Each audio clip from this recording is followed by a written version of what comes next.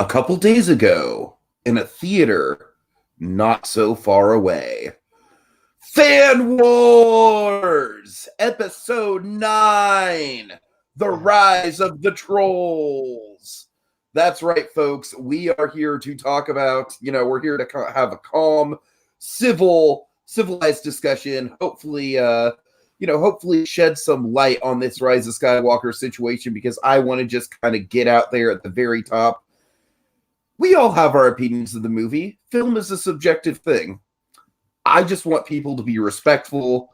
A couple of my friends have been straight up kind of cyberbullied for liking this movie, and I think that is absolutely ridiculous. I want none of that here, folks. I want none of that, and I want to just kind of address that right up front before we get into anything. We're going to have a good time with this. We're going to celebrate the stuff this movie does right. We're going to laugh at the stuff this movie does bad. And there is a lot of silly stuff in this movie to kind of snicker at. So make no mistake, I have a feeling we're going to kind of have the best of both worlds with this podcast. I'm going to try to bridge the gap. With me tonight, he is the master of all pod racing. Now, this is podcasting. It's Jacob Weil. Hello. Now, this is pod racing. And with me tonight, he is going to take one last look at his friends before we hopefully don't tear each other apart. It's Blue Dragon 5. Hey. How you gentlemen doing? Did you survive your Rise of Skywalker screening without fanboys just melting down in the theater? Well, less melting down in my case. My theater did not have heat, so we were all pretty much frozen through the movie. So. Oh, God. Tell that story, Dragon. You told it to me off air. I think it's a nice sort of preface to everything. So of course, I had kind of an in-game hurdle for Rise of Skywalker, because way back when the tickets went on sale, they said oh boy, tickets are going to go on sale this week, and they didn't. And then they're going to go on sale. Basically they're trying to pair up with some sort of game, some sort of football game, some sort of big marketing thing. And essentially, instead of selling it 9 in the morning or whenever they usually go on sale, whenever everyone's expecting it to go on sale, it goes on sale 10 o'clock the night of some game during probably a halftime break of some sort. And of course, I find this out too late, and I find this out an hour later. Basically, they've only been on sale for I think an hour or so, and I go and check and I find out pretty much it's an in-game situation. They've pretty much everything's sold out except for the front seat. So essentially, it's all but sold out. And I go with my backup theater, so I'm safe. It's kind of like with Endgame, I'm covered. Basically, if you're seeing it with multiple people, unfortunately, I couldn't see it with multiple people. It was either that or not see it. I could even go for a Friday or a Sunday, because as you can tell, the movie's essentially booked up for the whole weekend.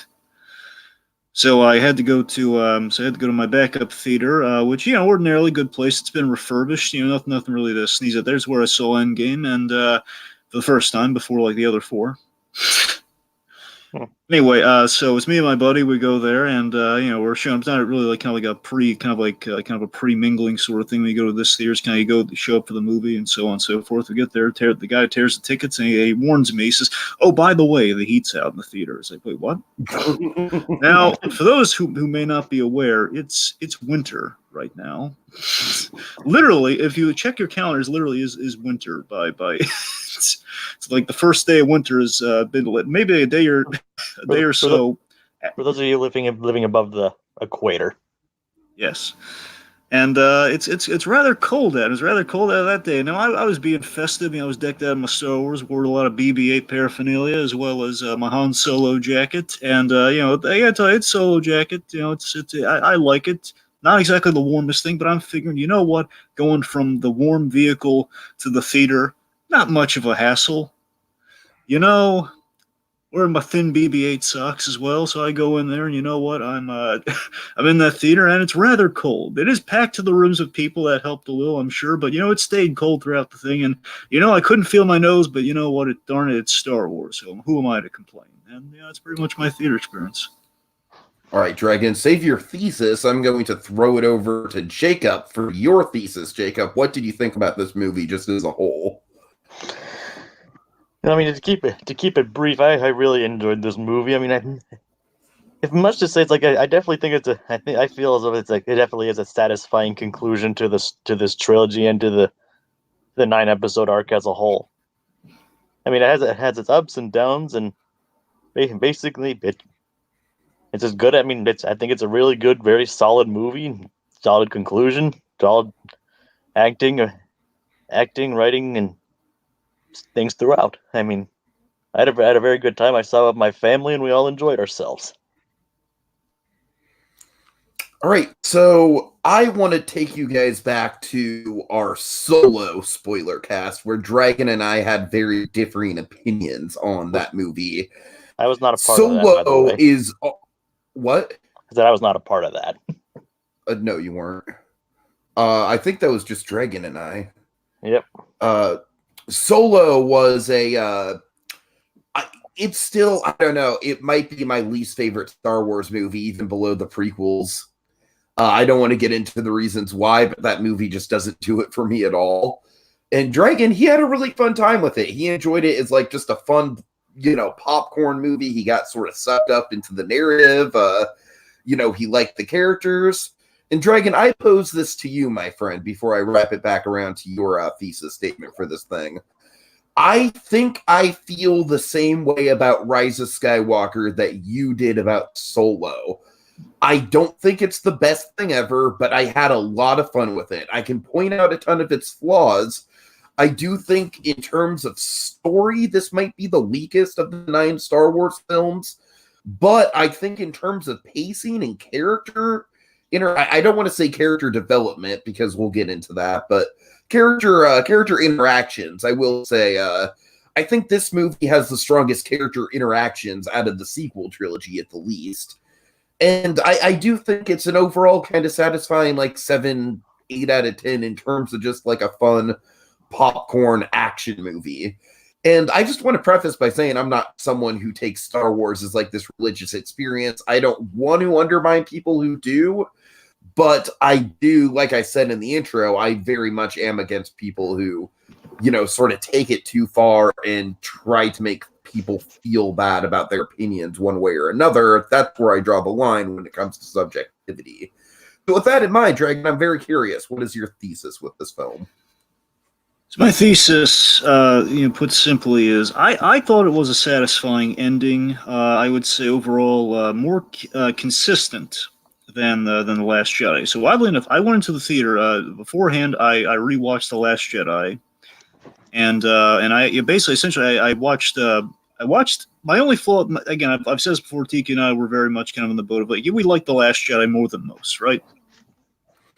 Yeah, I will say that I think I agree with you that that this is probably more consistent than The Last Jedi, but I will also counter that I think The Last Jedi has higher highs than this movie, so it's a balancing act. Well, sure. What I'm getting at is, so I rewatched The Last Jedi, and I basically watched all the parts I cared about in The Last Jedi. So I kind of skipped past I skipped past my 2 issues of that movie, which is basically all the Holdo stuff, all the Laura Dern scenes, and all the Canto Blight stuff, because Laura Dern, I think she really hurt that movie. Not her fault, mind you. Just it's that all that Holdo stuff did not do it for me, and the Canto Blight stuff, not bad. Doesn't belong in that movie though. Point being, you take those 2 out of the equation, all you're left is all the really good stuff, all the juicy stuff in that movie, man. I'm talking about all all the Mark Hamill, Daisy Ridley, kind of Rey and Luke, all that sort of stuff. The awesome moment of The Last Jedi of I want all of our guns aimed on that man. Like that sort of stuff, man. All the phenomenal stuff there. Point being, I was all caught up on okay, Last Jedi, remembering it. So a point is that's kind of my baseline with The Last Jedi compared to where everyone is with that going into this movie. So while I enjoyed this movie, I felt JJ, I think he delivered on the heart of the story. I think he delivered on the heart of the story and kind of the overall story and the promises that he made in Force Awakens. But you can tell in this movie, he's playing scared after The Last Jedi. Now, again, J.J. Abrams, I know it's up to arbitration. J.J. Abrams in interviews, he's very much saying I assume he's being a company man. I'm not trying to cast aspersions here. I assume J.J. Abrams he's playing nicely. Yeah, The Last Jedi. I don't mind it. Which again, he might be of the same opinion of you or I. By all means. but we don't know this. He might just be, I can't just say, Ryan, like what Ryan Johnson did with that. It's going to be terrible.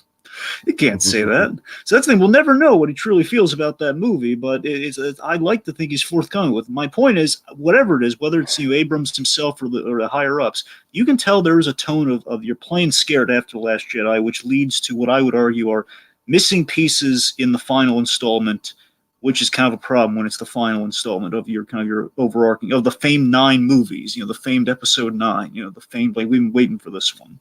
So overall, I think this movie, it hits the landing, but it's not a smooth landing. Yeah, I think that's appropriate to the Millennium Falcon. Exactly. Again, it strikes the landing, just not a smooth landing. But again, it's a fun ride all the same. Just maybe I didn't have the same processing time that I had with The Last Jedi. And that may be due to the culture that we're in now at Star Wars. But back in the golden days, like, you come out of something like Force Awakens, it's like you could say Star Wars in the street as if like a baby were delivered. Like, Star Wars, Star Wars, Star Wars, Star Wars, that sort of things. It's like you're welcoming your countrymen. Like, oh, Star Wars has happened. Isn't it like glorious Star Wars? That sort of thing. Nowadays, I will say that my theater experience was surprisingly positive. Yeah, and it was positive going into it. And again, I still say that does maintain itself, but I feel like now, like, again, that was like day one when you come out of it. Same thing with The Last Jedi, only now, Last Jedi took some time to gestate, like, wait, did we like that movie? And some people, obviously, were very much of the differing opinion. Some people, not so much. And in this case, I feel like the turnaround was even faster on that, where it's like the day of, it's like, did we like that movie instead of like a few days from now? Did we like it? And that's kind of where we're at right now. We're not just we're breaking it down faster and faster and taking the whole Star Wars out of the whole equation. Well, at least they're not the people that decide they'd hate it before they even watched it. That's what I'm saying. We've kind of deflated. Which was a big group of people. That's where I'm at. Point being, it's a solid movie. Some people would very much fight that accusation, but we'll see where it goes from there. Okay. You want to fight about it? All right. Okay, so let's start with let's start with the status quo, guys. The dead talk! Exclamation point! So the crawl is an interesting. I think the crawl kind of says it all for this movie, whether you're on board or not. Crawl is bonkers, man. It really hits you with a lot. It's bold, but I read it as it's kind of like the opposite of The Last Jedi crawl, where The Last Jedi basically just kind of like recaps The Force Awakens and is just like, and now the First Order is on pursuit, and that's about it. This, it's just like, oh no, we got exposition to dump on you, son. That's the point. That's the point. That's the point of the opening crawl, after all. Absolutely. Again, I guess what I'm getting at is that, again, it hits you with a lot, but it's definitely bold because it's the end chapter, man. We gotta be bold in the end chapter. The dead speak. Okay, I think it's... go ahead, Jacob. I think that's it, the dead speak. But I think it's really funny that both the prequel trilogy and the sequel trilogy, the last movie in both of the trilogies starts with like a really bold, just eye-catching opening sentence to the crawl. Well, Revenge of the Sith. Well, the Revenge of the Sith opening sentence is just the word war. That's exactly what I'm saying, Jacob. Revenge of the Sith is just war, and then this is just the dead talk. Well, at least this is an actual sentence. That's true. So I love right off the game. Well, I won't talk about the opening scene though, because the opening scene is one of my favorite parts of the movie. I love the reintroduction of the Emperor. Yeah, it's okay. Yeah. Sorry, hoping to kind of spark a little something. But yeah, so I love how the reintroduction of the Emperor is just. I think he has like all these great lines in welcoming kind of Kylo Ren. It kind of shows other place. Again, I think the line says it all and just kind of struck the right tone for me at the get go. It's like, boy, I'm responsible for all the voices in your head, and that's kind of cool. And we kind of like we kind of see the clones of Snoke and all sorts of stuff, and like the fact that how do we feel about the Emperor's revival? Okay, this might be where we differ right off the bat, Dragon. I do like the opening scene. I will admit that, although I do feel like the explanation. I feel like with the explanation, the whole like repeating the line from Revenge of the Sith, the power beyond the living or whatever he says, like that's a good enough explanation to me. I just to preface it, I'm not a fan of what we did with him in the third act. I thought it went way too silly in the third act. Well, here's the thing. Okay, so with Palpatine, first of all, again, the ambiguity with the Emperor's revival, it's something I think it's a gimme for the movie. Well, the Emperor's back. I mean, he's probably used like Sith or like the evil dark side of the Force. Who cares? The point being, the Emperor's back. It's fine. And maybe it's like we saw some, he manufactured Snoke, therefore it's probably some cloning or some sort of Sith technology. And again, as we know in the movie, the whole crux of it, he's had at least 30 years to prepare his comeback, so he's gotten stuff done. So we'll let that lie. The problem with the Emperor that really feeds into that third act, which again we're going to tease up a little bit here. I think the Emperor has a big flaw in his plan. That's like the most on the nose, one of the most on the nose plotting problems of the whole movie. Okay, I have this awesome opening scene where he tells Kylo Ren to kill the girl. As you know, by the end, third act especially, he does not want the girl killed. Yeah, I think you and I are kind of on the same page. That's what I'm saying. Again, I think he actually knew that Kylo wouldn't kill her. Well, still, I mean, why does he have to be? I'm saying whether he knows that, it's still a little like kill the girl. Like, why do you have to be so theatrical, Palpatine? You just tell him to bring the girl to you. I mean, I mean, my big issue with it is that it was so convoluted, the whole like strike me down thing. We'll get into it. Yeah, exactly. We'll get to that, believe me. So okay, but what I found to be a bit of a stretch was like the thousands of Star Destroyers that he just has at his disposal. Fully manned Star Destroyers, by the way.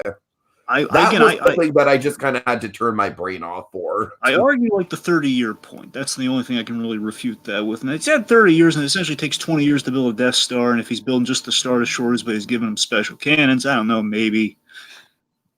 How they come out from the ground, though, that's the whole like, yeah, okay, now I have to question. How they come out of the ground fully staffed. That's what I'm saying. Look, it doesn't. It's kind of like a clerk's, sort of like minutia of the staffing issue that I'm sort of having a problem. And you're not wrong. I want to make clear, you're not wrong. I'm just saying that's a gimme of like, how's the Emperor come back? Well, he's had time and it's Sith technology. Let's go with it. You're right about the whole staffing thing, but you have to take it. Well, to counter that, these movies really haven't always been entirely about realism. Oh, sure. I mean, yeah. There's a Wookiee co-pilot. I mean, there's only so much realism, It's all right. It's the other status quo stuff. So again, we kind of talked. We touched base on the Emperor. So there's a Rey at this point. She's training under Leia. It's very kind of like very Return of the Jedi in that she studied the Jedi text at this point. She's got Leia, teaching stuff. A lot of people say Rey is overpowered, and I got to tell you, I think especially what we learned about her in this movie, I think we've hit a I honestly think what we learn about her in the movie makes sense within the context of the trilogy, and it makes sense with her being overpowered. That's what I'm saying. Exactly, because I don't mind it. Because for again, it's been like roughly like a year or so. She studied the text, and again, as we know, power in the DNA, a lot of power in the DNA, which tracks, And all the Force stuff that she does, I mean, I'm sorry, fans, but it's already been established in other stuff, like comics and novels and stuff. I checked that out. Like the Force healing and stuff like that. Well, we'll get to the Force healing. Something's fun about the Force healing. Okay.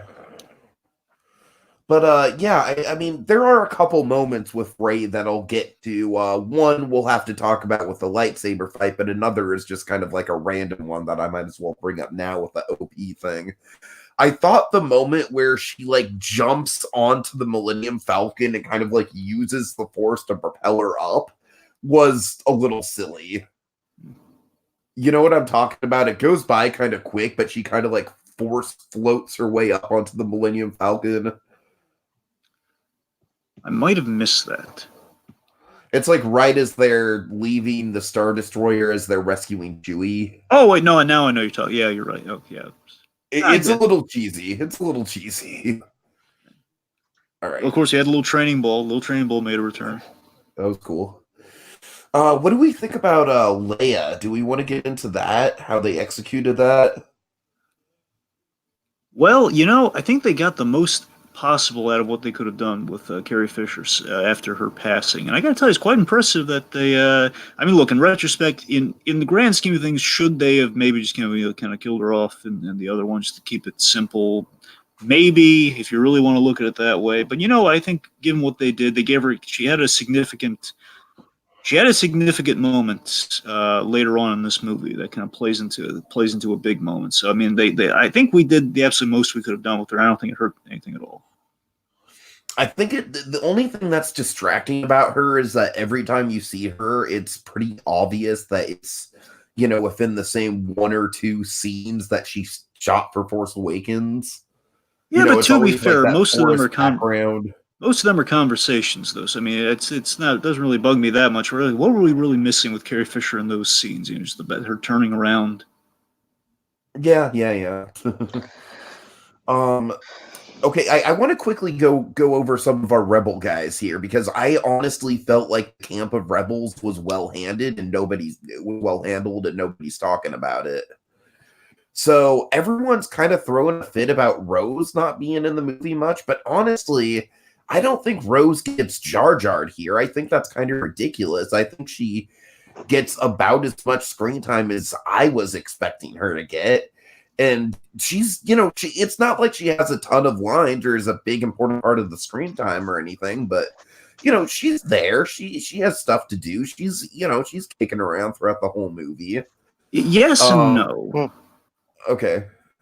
Yes, and that you're right. We didn't Jar Jar her, but we almost kind of reverse Jar Jar'd her almost in a sense of she's in the movie, but again, she doesn't really. Well, I don't like the point that people made, like, we completely retconned The Last Jedi. But by the same token, though, it feels like she's a gimme of, like, we have to prove this. We have to prove that we're not besmirching The Last Jedi. So put her in the movie. It feels like we've kind of just put her in there, and she doesn't really say anything to Finn, or kind of like, I'm not saying we need an addressment per se, because I feel they don't. A couple moments with Finn. She doesn't. Yes. I guess, but it's like, this feeds in the whole Finn thing. Like, Finn has some special tell, and again, it's like, I think it leads people to speculate because we don't get that payoff from Finn. It's like, so like, is he telling her that he's dating Rose, or is it? I don't know. Like, why would he need to tell? My speculation is that he was going to tell her that he was Force sensitive. Well, that's that. We'll get to that. And I think you were right about that, but there's a problem with that. Okay, but Jacob, I'm sorry, were you saying about Rose? Anything you wanted to add? I mean, not really. I mean, considering her reception and how a lot of people received her in the last movie, I'm surprising people that are saying that surprised that they didn't have more with her. I mean, I would like to see more of her, but I'm surprised that there are actually other people out there that did as well. This is what I'm talking about. I think they're playing scared. Therefore, we didn't give her. Maybe. I think we maybe should have given her a smidge more, not a lot. Maybe a smidge more if we wanted to do anything with her. But it just feels like she's just kind of there, and we just need to show, like, hey, there's Rose, man.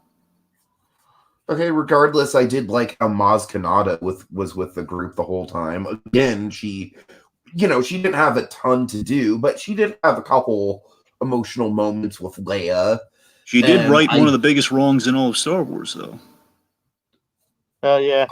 She gave Chewie his medal. Oh, God, yes. yeah. Chewie his medal, darn it. That was awesome. So, honestly, I think Maz being used as well as she is kind of an underreported thing with this movie, considering I wasn't a fan of how Maz was used in The Last Jedi. I feel like it was really just okay, we have to write this character in somehow, and she's not even going to be with the group. She knows Justin Theroux!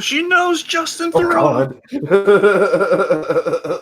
So yeah, I was satisfied with her presence in this movie. I really was. Also, I'm sorry, I just, like, as a big Lost fan, it was just so nice to see freaking Dominic Monaghan in the background. Dominic Monaghan is the blonde guy with the beard. Oh, I'm well aware of Dominic Monaghan. That's the thing I recognize. Like, wait, is that who I think is? They gave him hair. What do you know? Where do you know Dominic Monaghan from? Well, I know him from a very infamous movie. I know him from X-Men Origins Wolverine. Oh, God. Okay. Well, yeah, I don't know. I know that Dominic Monaghan is a big Star Wars fan, and I know that him and JJ go way back to Lost, so that was really... He seemed like he was having a ball being there. I love the moment where he was like, to Chewie, where he was like, come on, buddy, we need you! And, of course, another Lost alum, Greg Grunberg, kind of like a runner through all three. There's even a Felicity alumni, Carrie Russell. Oh, yes. Also, the Americans. Again, the other half of Matthew Rhys. She's actually married to Matthew Rhys in real life, by the way. let's see. Now let's kind of talk about the droids, and that'll kind of lead us into the big C3PO moment. All right, C3PO. So R2, unfortunately, if I have a big criticism with this movie, it is that R2 is we did R2 dirty this whole trilogy, man. Oh god, okay, R2 had probably my favorite moment in The Last Jedi, though. He has approximately one great scene, and I know exactly which scene you're talking about. Yes, all right, he had yes. approximately one great scene in the whole trilogy. I guess when you map out the whole thing, then you're right. Yeah, we did do him during the whole. Yeah. Other than that one scene, which I agree with you, is one of my favorites of the trilogy. No, you're right. Yeah, I'm now realizing. Yeah, that's right. If you look in the whole trilogy, we did do him dirty. Darn it. I mean, people are complaining that Chewie doesn't get a lot to do, but man, it's like, I feel like throughout the three movies, it's like, you know, he was Han's wingman in Force Awakens. He had the whole subplot with the Porgs and Last Jedi, and he has a lot to do in this movie, so I don't know what people are complaining about with Chewie, but, yeah. Anyway, how do you guys think BB-8 was handled in this movie? I love me some BB-8, man. I don't know why. There's something really likable about that droid. He never overstays his welcome. Yeah, he's just. I agree with that, Jacob. I agree with that. That's a good observation. Oh, and I just love the visual imagery at the end of the movie with him. Yeah, absolutely. Oh boy. Oh yeah. We'll get to that. All right. I will say that Dio. You guys want to talk about Dio really quick, just because he's part of the droids, just to get him into the conversation? Yeah, sure. I like Dio. I kind of respect it. It's gonna sound really weird. I respect that they kind of acknowledged like kind of the abuse of droids in a way. Where remember, like he was mistreated by his former master, assumedly the assassin who killed Rey's parents. We'll get to why, but. I like how he's very much like no touchy, because he's been hurt before, and I love how great. This is the thing. This is what Daisy really impresses me, and this is kind of half the reason I love BB-8. Kind of that when I saw him that first time is that she knows how to really interact with these droids. She does. She does. Yeah. And there's just like an instant relate. There's an instant bond. There's an instant kind of like dynamic there. Okay, I'm down to seeing her interact with BB-8 in this case. Dio. He was. It's a very simple role. It's just kind of like it's a harmless little role. Hey, look, there's. I like what they did with him. I thought he was entertaining. I don't think he should exist. I'm sorry. Hot take. Just because it's obvious that the only reason he really exists is because, hey, we got to pump out a new droid for toys. This movie had Last Jedi had Porgs. We need our own Porgs, man. Technically, the only reason Porgs exist is because they had to cover up Puffins. Yeah, true. But honestly, I just feel that's a good point, Jacob. But I just feel like without Dio, R2 would have gotten more screen time, and I don't know. That's not really a sacrifice that sits well with me. You know what it is for me? Why I think they may have put Dio in there instead of R2. It's like it's not exactly per se like all that we want to kind of shaft R2. I think what it really is that they don't want to film R2 in a crowded scene, have to worry about how we get R2. If they want to do R2 practically, which again seems like they do, as you saw with the original, back in the original movies, especially when you go to Tunisia with R2, not exactly an easy shoot. Okay. Of course, times have changed. I'm sure they've made it a little better to shoot, but I'm saying in a crowded, little confined space, especially later on, we go get kind of like a deserty area. If we brought R2 with us, I don't know. So I will counter that by saying that I think some of R2's best stuff was in Revenge of the Sith when he was arguably like all CG. Fair point. I'm just trying to find a lot. I like R2 when he's like flying around and shit. I don't know. All right, guys, let's move into the big 3PO moment. First of all, I really want to highlight I love the desert. I know it's like the freaking third desert planet we've got in 3 movies. Whatever. I love the desert planet we got here. I was kind of mesmerized by it. To me, it was one of the most Star Wars feeling things in the whole sequel trilogy. I don't know if you guys feel the same way. I love the festival set piece. Oh yeah, that was cool. The festival was cool. Oh, by the way, a little missed opportunity. BB-8 never used the lightsaber. I'm saying they literally, yeah. I mean, honestly, as someone who, like, one of my least favorite moments in Last Jedi is when he pilots the AT-AT, so I'm fine with BB-8 not. I'm just saying, based on the lightsaber. AT-AT thing, I was thinking, well, man, it sounds like they're gonna have him use the lightsaber. Yeah, I know, but the AT-AT thing didn't sit well with me. Wasn't it an ATST? Well, yeah, it is an I AT-AT. think you're right, Jacob. I get my ATs and STs mixed up. I apologize. It's fine.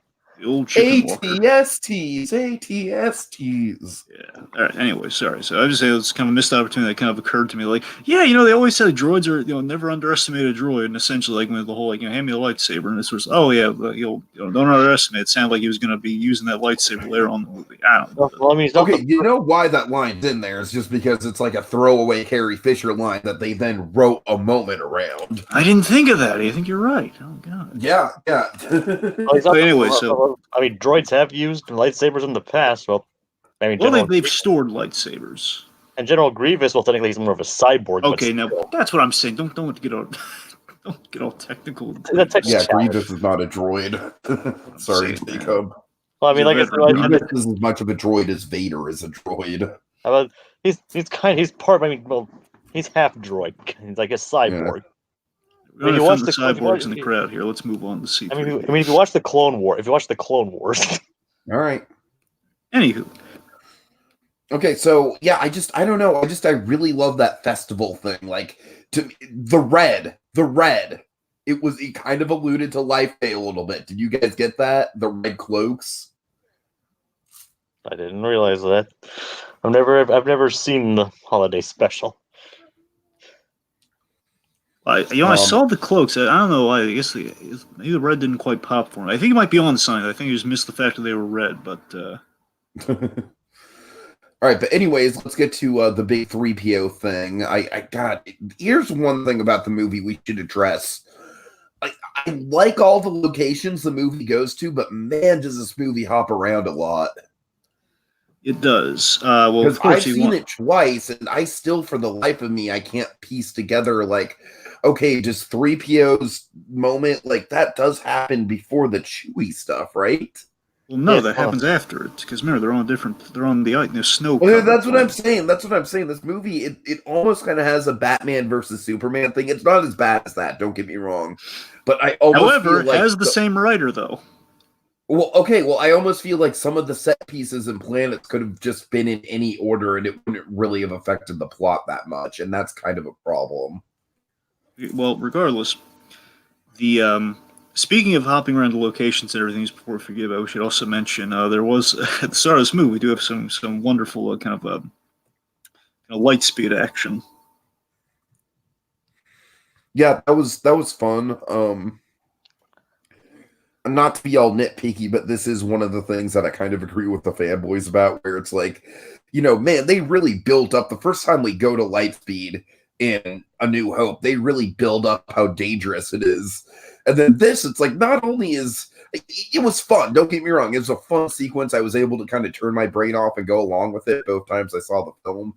But man, if you start to think about it at all, the logic kind of falls apart with it. Well, here's the thing, though. A lot of the movie is that. I respected that it was something we hadn't seen before, though, and it gave credence to the whole it's dangerous to go through light speed sometimes, and the fact, especially if you do light speed, why that's a bad idea. We got to see they almost got killed several times. Yeah, you're right. I did like seeing Falcon on fire as a result. That was great. I'll admit, though, in retrospect, go on. And not to mention that they almost got swallowed by a giant monster. Yep. Now again, with Falcon being on fire, in retrospect, maybe a bit of an ad for Smuggler's Run.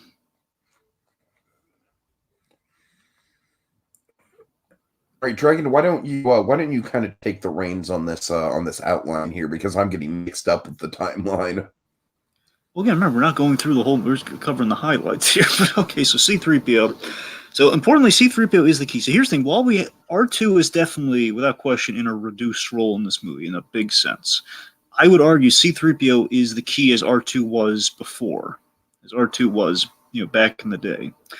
And C-3PO, I love how C-3PO is kind of our symbol of good and civility, in that he is, he's prohibited from translating the Sith text. So basically, they find this knife on the sand planet. They find the fancy knife, and then C-3PO can translate it. C-3PO is translated. He knows the combination at some I stage. know exactly where the next artifact is, sir. I just can't tell you. One time he's like, the one time we want you to talk, you can't. Exactly. So basically, the knife. I will say, kind of one of an undersold dynamics that people aren't talking about. I do like Poe and 3PO's kind of like contentious relationship. Like through Last Jedi and this movie. Honestly, the 3PO stuff is the one thing with the Poe storyline I can tolerate about Last Jedi. Yeah. Again, C-3PO, he didn't really do much in The Last Jedi. He was kind of a little frantic during the Poe Dameron stuff, but he only had one excellent. There was that one moment with 3PO, though. I love the little wink moment with Luke Skywalker, where he's Master God, Luke. yes, fuck yes. Oh my yes. God. Again, I don't know what it is, but the Luke interacting with the droids was some of the highlights of The Last Jedi. It was so cool. It's like the classiest moment. Yeah. I mean, I do like that 3PO is kind of like the person in the room sort of standing up to reason in The Last Jedi. Yeah. It's you're something. right. And, yeah. And he does honestly have like one of the biggest laughs in the whole sequel trilogy in Force Awakens with, you might not recognize me because of my red arm. I've read the story of how he gets that red arm too, by the way. That's a good story. I'll read it sometime. Yes. All right, okay. What was? Oh yeah. So the point being, I love this. So C-3PO, he has kind of the big R2-D2 kind of information of the film's going to help save the day here, being the point. And again, the knife is out of their possession, but C-3PO knows it. They have to get this information, which means they have to go. I'm blanking on the character's name, but the little guy who's going to rewire his brain. Something. And his last name is like Frink or something. Yeah, it's B. Frink something. It's Baba Frink. Baba Frink. Yeah, I think it's what his name is. Yes. Baba Frink. Baba Frink. Baba Frink. Oh, Baba Frink, my oldest friend. That guy. That joke cracked me the hell up. I couldn't stop laughing at that. My oldest friend thing. He's my oldest friend. So I love the fact the point is C-3PO has to decipher the Sith text, and the Sith text essentially, I guess, in regards to the galaxy, is kind of the epitome of evil. Therefore, this truly good character, this civil kind of protocol droid, he can't translate, and I love that notion without losing himself. And of course, in doing so, he absolutely loses himself. And really, here's the thing that hit me about it. The C-3PO, it's a mixed bag in the sense of you feel the loss of 3PO. Of course, there was a 50-50 chance going in this movie that 3PO was going to die after this happened. It was either that or he was going to lose his memory, and they ended up losing his memory. So it's 3PO. He sacrifices his memory, which means he's tabula rasa. We completely wiped the slate clean, as we did in the prequel trilogy. He wiped the slate clean. He goes in completely clean, which gives us all Star Wars. We've done it again here, and you feel lost though, because to me, I'm registering like, oh man, C-3PO is never going to say Master Luke again. Oh no. And it kind of hits you, man. It does, and I don't mind I don't mind the whole memory backup thing. It's R2's one role in the whole movie. There's a little line about R2 might have a memory backup that may or may not work on C-3PO. And then, of course, with that is the cute little moment of like, what do you mean we're best friends? I think I remember that. It's like R2-D2 will like I'm not gonna let you forget me, old buddy. I mean, it was a sweet moment. C-3PO said, "I don't know what's going to happen to me, R2, but just know you're my best friend." When he goes off there, and that was a really sweet moment. But that's what I'm saying, though. I don't mind the fact that we gave 3PO's memory back. That's where kind of things get a little complicated. We're okay, we did all this just to give his memory back, but the problem is we should have waited till the end of the movie to do that. Yeah, maybe. I don't know. We gave it back to him rather quickly. Literally, when we finds R2 again, like R2's like. I mean, to be honest with you, I didn't really feel the gravity of him losing the memory at all, and I'm not saying it's a bad thing. I'm saying what they did with it, they kind of, dare I say, excuse me, I'm about to fucking say say some heresy in Star Wars vocabulary. I kind of feel like they subverted expectations by just making 3PO's memory wipe another 3PO bit. And we don't, it would kind of go right into just the comedy with him losing his memory, And I'm saying that's perfectly fine, because they kind of... I mean, it does make sense. I mean, droids do have backup memories. So, I mean, it's not entirely out of the realm of, like, believability as far as this franchise goes. Yeah, it would have been kind of like a nice cushion to the blow, like when we get to the end of things. So I don't know, it would have been like we're already in the kind of the Okay, I'm victory just part. saying that like some of the best comedy in the movie with 3PO for me is the memory wipe stuff. Huh? Like I said, the whole like, oh, my oldest friend, or Poe being like, this is going to be a problem, isn't it? Well, that's what I'm saying. You still would have had that. It just would have been longer. I just love the fact that like Gilligan cuts to like restore my memory, and then it's like his memory is instantly restored like the next cut later. I mean, I like Gilligan cut humor. Right. All right. All right. Okay, so let's talk another big thing in the movie. So we learn the biggest riddle in the new trilogy. We learn the answer to the biggest riddle. Who are Rey's parents? What's the deal with Rey? Where does Rey come from? Or her parents Right. just drunks? What's the deal? So, spoiler alert: Rey is a Palpatine. The Palps. Palps. Boy. I'm of mixed minds about this. I feel like the reveal would have been better. And this was honestly kind of where I was leaning towards the whole time anyway. So I wasn't that far off with what my prediction was from the get-go. My prediction was she was basically going to be a reincarnation of Anakin Skywalker by way of being another sort of like, she was essentially conjured by the Force. You know what I mean? So basically, she was Darth Plagueis into existence, essentially. Exactly. That's what I was predicting. So, like, her mother was a nobody. She was kind of like a Shmi Skywalker, just kind of like a slave who sort of died a terrible existence, But I don't know. Just the whole, like, oh, she's Palpatine's granddaughter. That felt a little fan fiction-y to me.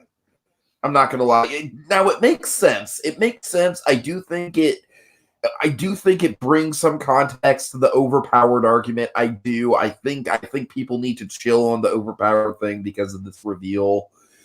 But I'm not gonna lie. I would be a lot more satisfied with it if it was just him kind of like conjuring her from the Force and not just like it was, because honestly when he got into the parentage thing it felt a little Harry Potter to me. It's a little hard to buy that Palpatine settled down.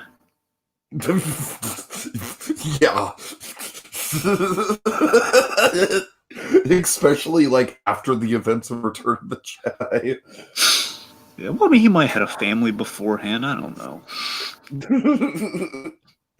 The whole thing with Palpatine in this movie is just silly. We'll get into it more with the third act, but I think the key is many people, again, not everybody, some people were expecting. I think myself included. The one I was kind of maybe, if I had any theory of who she was, if she was like related to a big name player, I was of the mindset it was going to be Obi-Wan Kenobi. Like she was going to be the granddaughter of Obi-Wan.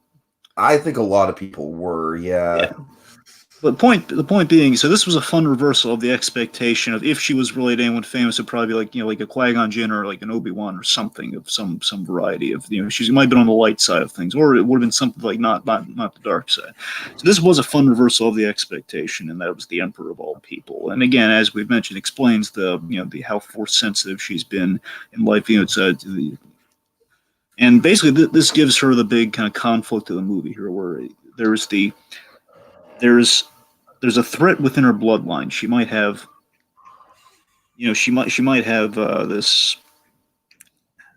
Sorry, it's the idea that Rey absolutely might be destined to go to the dark side as Palpatine had, and it's kind of there's a predestination of like, oh god, Rey this whole time she's been no wonder she's had such chemistry with with Kylo Ren. How no wonder she's been they've kind of gotten each other in such a way where she's been skewing a little bit more towards the dark side because maybe it's a little bit predestined. This really wigs her out in a fundamental way, and it's kind of like I love the actual risk of dark side with this. Again, she could be like Darth Rey for all we know by the end of this thing. And I love how we visualize this. I love how we continue the whole Force bond thing. We kind of made it even better with the whole Force oh my god, I battle. love the Force bonding stuff. how they're able to basically interact with various objects throughout their Force connection and even have a lightsaber duel. Does it make sense? No. Is it cool? You're darn right. I think it makes sense. I think it does. especially the element of like, when Kylo grabs the necklace off of her and he has the necklace on his Star Destroyer, or when they're having the lightsaber duel in Kylo's throne room or whatever it is.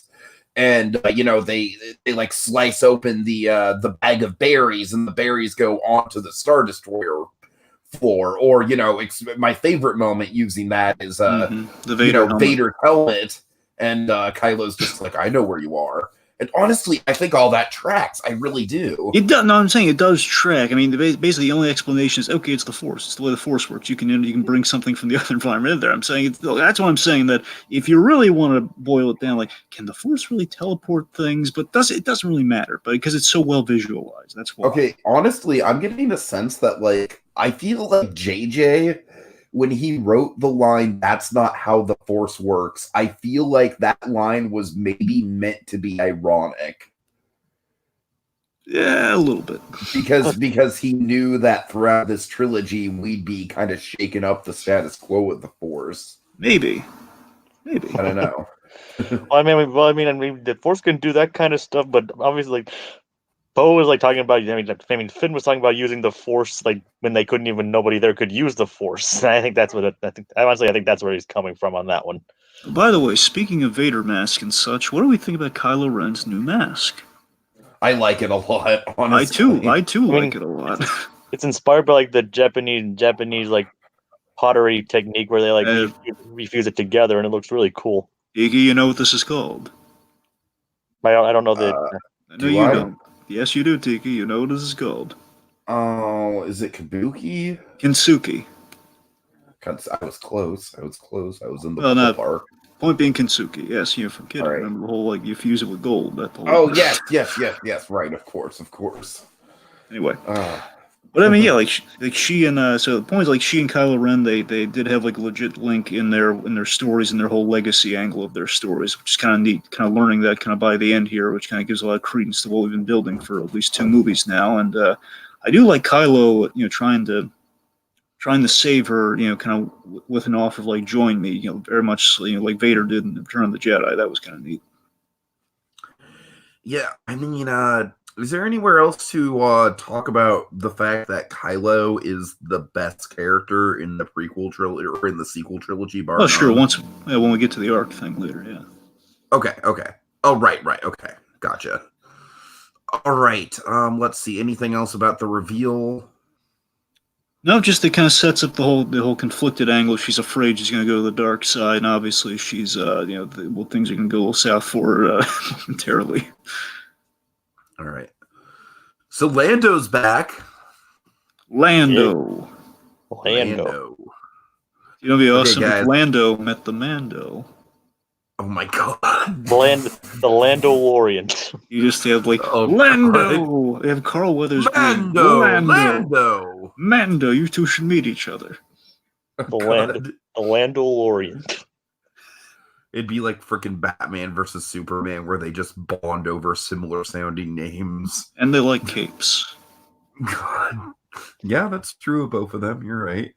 Okay, can I just say his reintroduction is effing perfect? It is great. Again, like Jedi, he's wearing the get up and everything, saves the day. It's really cool. And then the line, how do you know it was us? Because it's easy to spot a Wookiee in the crowd. How you doing, Chewie, old buddy? Complete reversal of when it's like how he greeted Han. Of course, the opposite of when Chewie was trying to kill Lando after he betrayed Han. Oh, yeah, totally. Well, he made up. Lando was on the money. Billy D. Williams, he just stepped right back into the role, man. It was great. I've heard Billy D. Williams' performance described as just like he's just super happy to be there. And honestly, I think that's on the money, but not in a bad way. I just, you just get, it's kind of the same thing with Dominic Monaghan. You just get the vibe that he's just stoked to be on set doing whatever.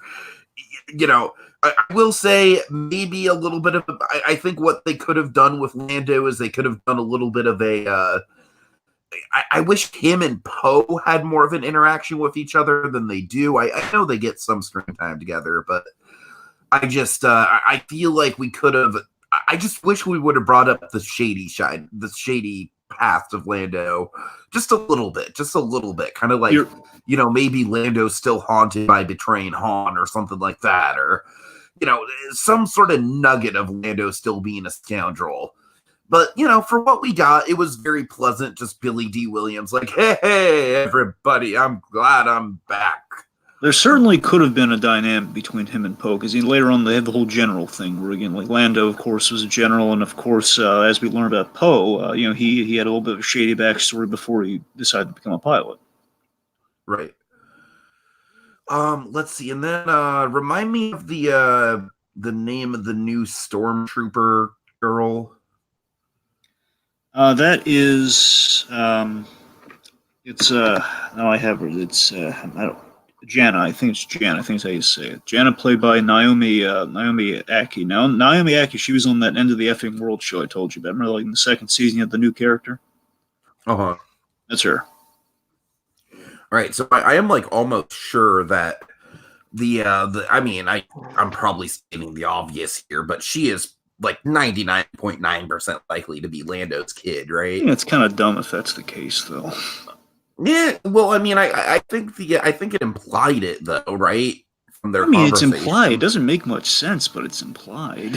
I think it was basically just implied that he's like gonna help, right? I didn't really like. It's like maybe it's there, but it's like I'll help you. Like that. Honestly, I just thought it was Lando just being, Lando. I'll tell you what it is, though. It really feels like it's just Lando's just being really helpful to strangers. It's just again, just a really happy-go-lucky guy. Just like says, "Oh, she just knows where she belongs. I'll help her."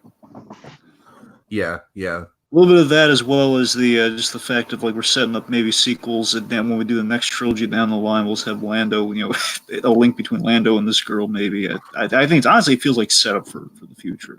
It's kind of ridiculous that Lando is the only, like, besides the droids, and I'm glad Chewie survived this movie, thank God. But oh man, we'll get to that. By the way, doesn't it feel like a missed opportunity? He's not at all bummed out about Han. Yeah, totally. And I don't think anyone would have the nerve to kill Chewie.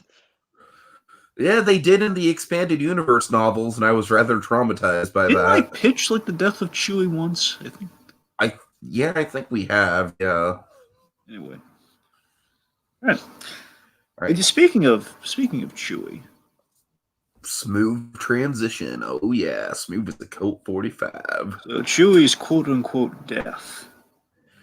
Oh, this was some Walking Dead Glenn Dumpster shit right here, boy. So, boy, I gotta tell you, it's... This is ridiculous. So, you know what sucks about it is that I feel like... Oh, man, I feel like they could have redeemed it. They really could have. Like, I feel like it's one of those things where they had the winning shot of the game in sight, and they just biffed it. Because there's so many ways this could have been way more compelling than it ended up being. Just for love of God, can we all agree that the main flaw with this is, like, literally the first time we cut away from the trio, it's, hey, look, Chewie's alive. Yeah, even when we reveal, like, he's on the ship. Yeah, we reveal it so fast, Dragon. And you're right, yeah. That is honestly what I think they should have done is, you have, like, the fake out death, and then he doesn't appear until he and Lando are sailing in the climax. Oh, that's good. That's good. I like that. That's a feel-good moment for you there. Like, I also think one of the key pivotal things that they needed to do was, like, more clearly establish that there were two different transport ships. Which visually there were not two, but as far as visually it's cheating.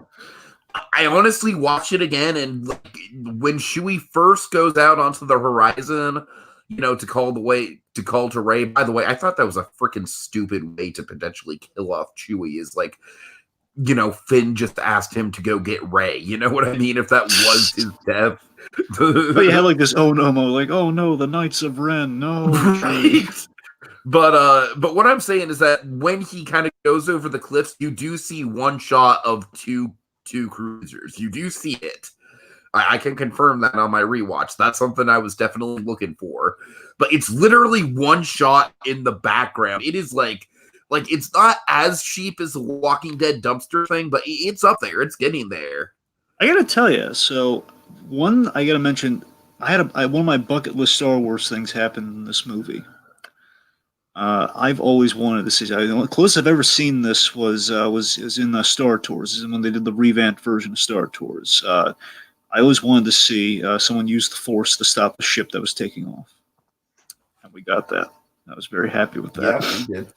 And I got to tell you, I think it was such a surprise. Her like again using the Force lightning, and I was thinking, are they going to have the guts to actually go with this? Okay, that's the thing. How would you guys have felt if they did have the guts to get? Because that would have been ballsy as shit, man. Yeah. It really would have been.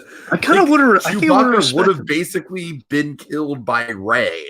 I'm saying if they stuck the landing with whatever this went with Rey, then I feel it would have been warranted. It would have been a gutsy move, of course. I mean, the one to kill Chewbacca of all characters, because I wonder if there's a precedent of you cannot kill Chewbacca based on the merchandising side of things. I do wonder. Well, I mean, like I said, they did do it in the expanded universe novels pre-Disney. That's what I'm saying, pre-Disney. But now that it's all like, we got to stick with stuff here. If you kill Chewbacca, I mean, killing him in a non-canon book is a lot different than killing him in a screen and from a lot of people. Yeah, you're right. My point is, I love the effect on Rey that this does have, and again, like the initial thing they're going for here, where again, as if it did take, where this fuels Rey's fears of kind of falling prey to the dark side, per her legacy, like, oh God, you've killed Chewbacca, like again, you've done essentially what Kylo Ren did with Han. You have killed another beloved Star Wars character. Right. Like in this case, again, in her favor though, it was the an accidental death of the one that Kylo killed off, no less. That's what I'm saying, and I'm saying this is my point. Is it makes absolute sense. This is all the reason. It's a compelling reason of doubt for Rey. Like, oh God, you did it by accident, but you still killed a major Star Wars character. And again, this gives credence to Kylo Ren's argument. You and I are absolutely the same. Look at what you've done. You and I, we should team up and take out the Emperor. Man, let's do it. But again, we undo it so quickly. It's like any pipe that we were laying with that is unfortunately now kind of rendered moot. Like, okay, Chewbacca's he's fresh as a daisy, man. He lost his little bandolier, but he's Hux took his bandolier, but he's gonna be okay. Okay. Speaking of Hux, yeah. Do you want to? Okay. So. Man, this is another missed opportunity. I feel like as we're breaking down the movie, there's more missed opportunities than I thought there was going to be. But, oh man, I might be in the minority here. I think I am. But I did really like the reveal of Hux being the spy. I like the reveal until the reasoning. Yeah, the reasoning was dumb. That's what I'm saying. That's when they lost. I mean, it makes sense with his character. I feel like it tracks with The Last Jedi. Because here's the thing, I wish it was this. I wish it was like, remember, like he was just kicked around by Snoke. He was humiliated in front of his men in The Last Jedi. He's been on the First Order, always gets the brunt of it. He gets insulted by Poe Dameron. He gets thrown around by Snoke, and then Kylo Ren just like tosses him around really casually. He's like, I hate working for these guys, man. But he doesn't say that. He says, Kylo Ren. Honestly, with the Kylo Ren thing, I feel like it was kind of the vibe I was going for with him. They just could have like worded it better. That's what I'm saying, because again, I'm not the first to point this out, but again, you look at, Last Jedi has that really great bit where he's about to kill Kylo Ren when he's knocked out for a second. There's like, okay, man, Hux might be moving up a little, but I did really like the beat where Hux is about to execute them, and then he executes the stormtroopers. That's cool. And then he's like, "I am the spy." That's cool. But then again, much like the Chewie thing, we just waste it. We literally throw it away. And I love the whole like Finn shoots him in the arm. We told him to shoot him in the leg. We told him to shoot him in the arm. Again, that shows like these guys again, like the former stormtroopers shooting the Imperial officers. Really cool. I was into it. Yeah. I was like, okay, like we're gonna get some good Hux redemption. It's gonna be kind of like Norrington and Pirates 2. And no, just no. We don't have the time or energy to do that. So he's just gonna be wasted. Hux's replacement's pretty cool though. Yeah, right. I know, but I mean, like, not majorly cool, but I think he's neat though. I honestly didn't get anything out of him in the 2 times I watched the movie. To tell you, I like Richard kind of like Grant. generic Imperial officer man. But also one of the big bad guys from Logan. Yeah, well, so it's a little fun fact, all right? Just part of his allegiance kind of does explain how the Emperor is able to do all this. That's true. I mean, I like you. He had old school clout about him, General Pride. That was kind of neat. The guy, he felt like he stepped right out of the original trilogy. That was kind of cool. The guy had like. I guess the presence. name is kind of cheesy and on the nose. All right, fine.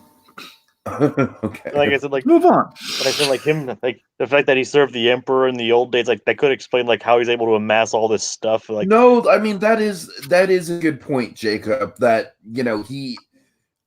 I'm giving him less credit just because, him having the tie to the emperor, that is an interesting pool. And you buy That it, is though. You something feel you that he haven't seen hasn't. from the first order.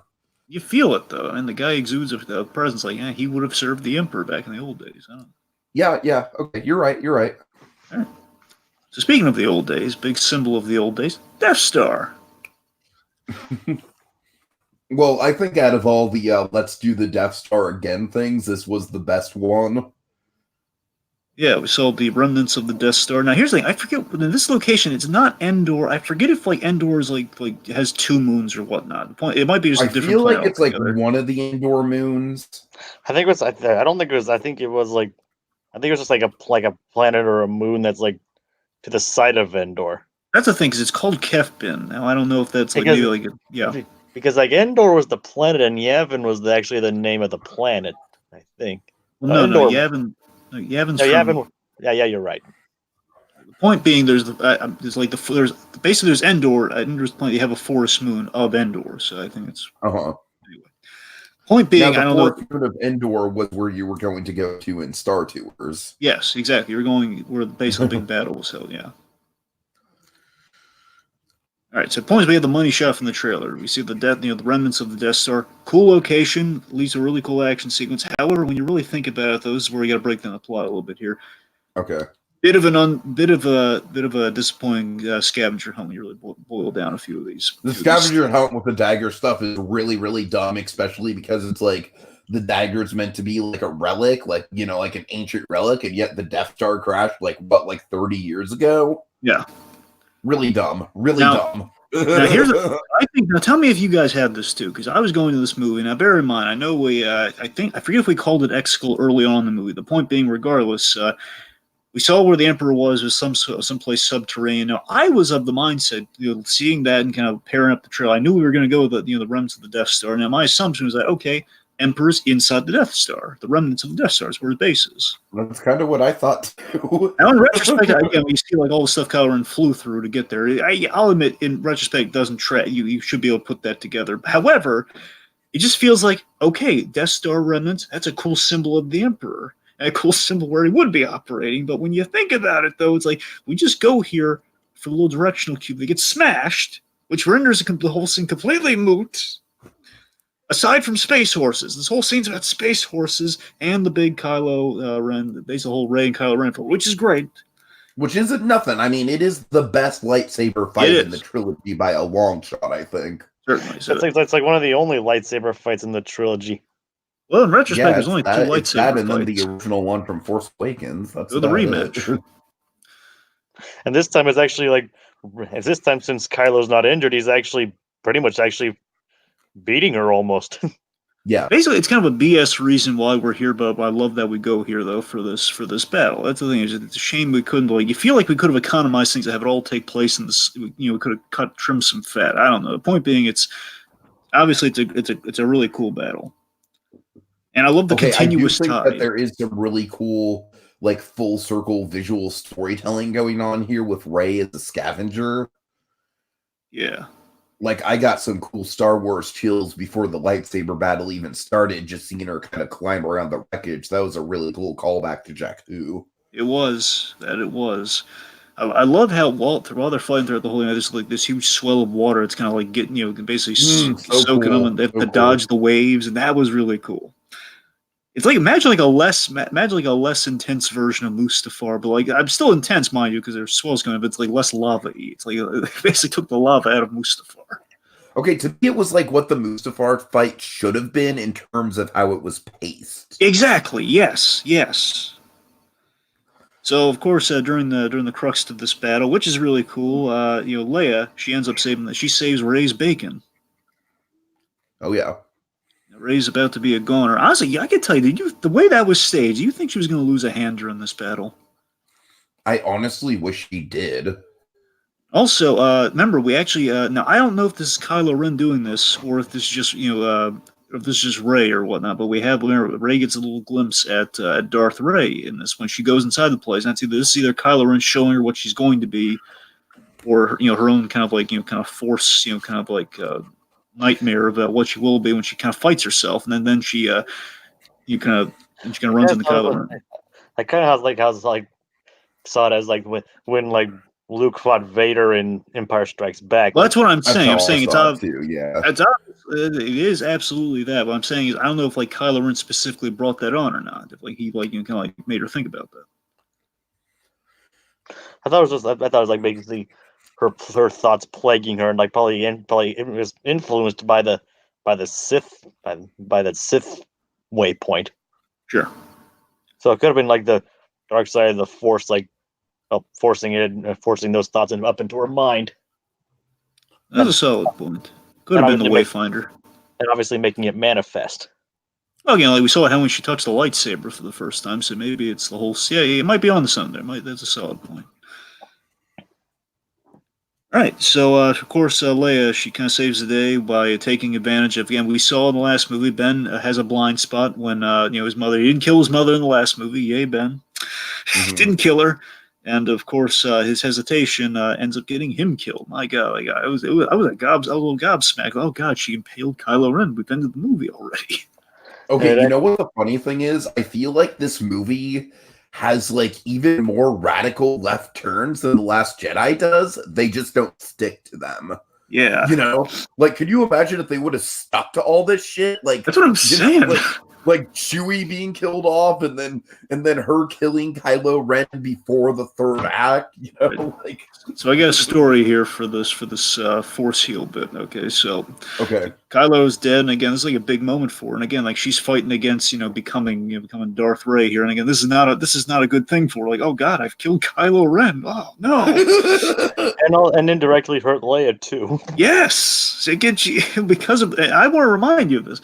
She didn't need to get into this fight because Kylo Ren doesn't really want to kill her either. Because again, he's buddy with her.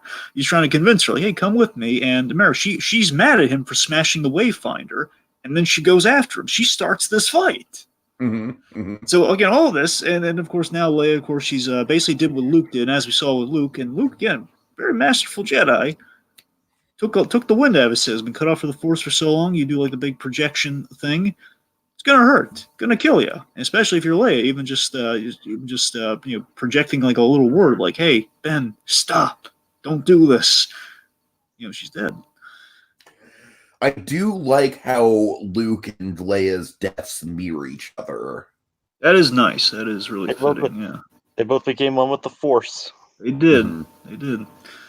And anyway, so of course, I've heard people say that her death kind of comes out of nowhere. But I respond like, "What the hell else are you gonna do with the footage that you have?" They were kind of just working with what they had to work with. That was well shot. The way they kept her in darkness and they kind of obscure. Okay, we have this hour stage of the death here, where she's basically going to walk in there and she knows this is going to kill her because she has I assume she's put it together because this is exactly what killed Luke. So I don't have a prayer. Right. But it's a bold thing she's doing. I feel like in the back of her mind, she's also like, like this is going to help my son, and I'll be reunited with my brother again. Absolutely, that's a really great way of looking at it too. Yeah. Mm-hmm. Anyway, so of course, Kylo Ren, he's dying, and of course, Rey has a really great last word for him. I forget if it's before he quote unquote dies or afterwards, where he says, "I would have held Ben's hand." That's a great line. I would have taken. It's right after he comes back. It's right after she revives him or heals him. It's a great button to the scene. So the Force healing itself. So again, I felt so silly not putting it together instantly. But then again, it was so the Mandalorian came out before the new episode of The Mandalorian came out before the movie came out. And I don't know if this is purely intentional because of this bit or not. But let's just say we dabble a little bit in Force healing. I think that kind of thing was also shown before in like the Mortis arc in Clone Wars. Oh. Or at least it's been around. It's definitely been around. It's not a new concept, and that's why I have no problem with it, and I don't think any fans should have a problem with it. Well, I have no problem with it. I just don't think it's ever been done on this scale before, though.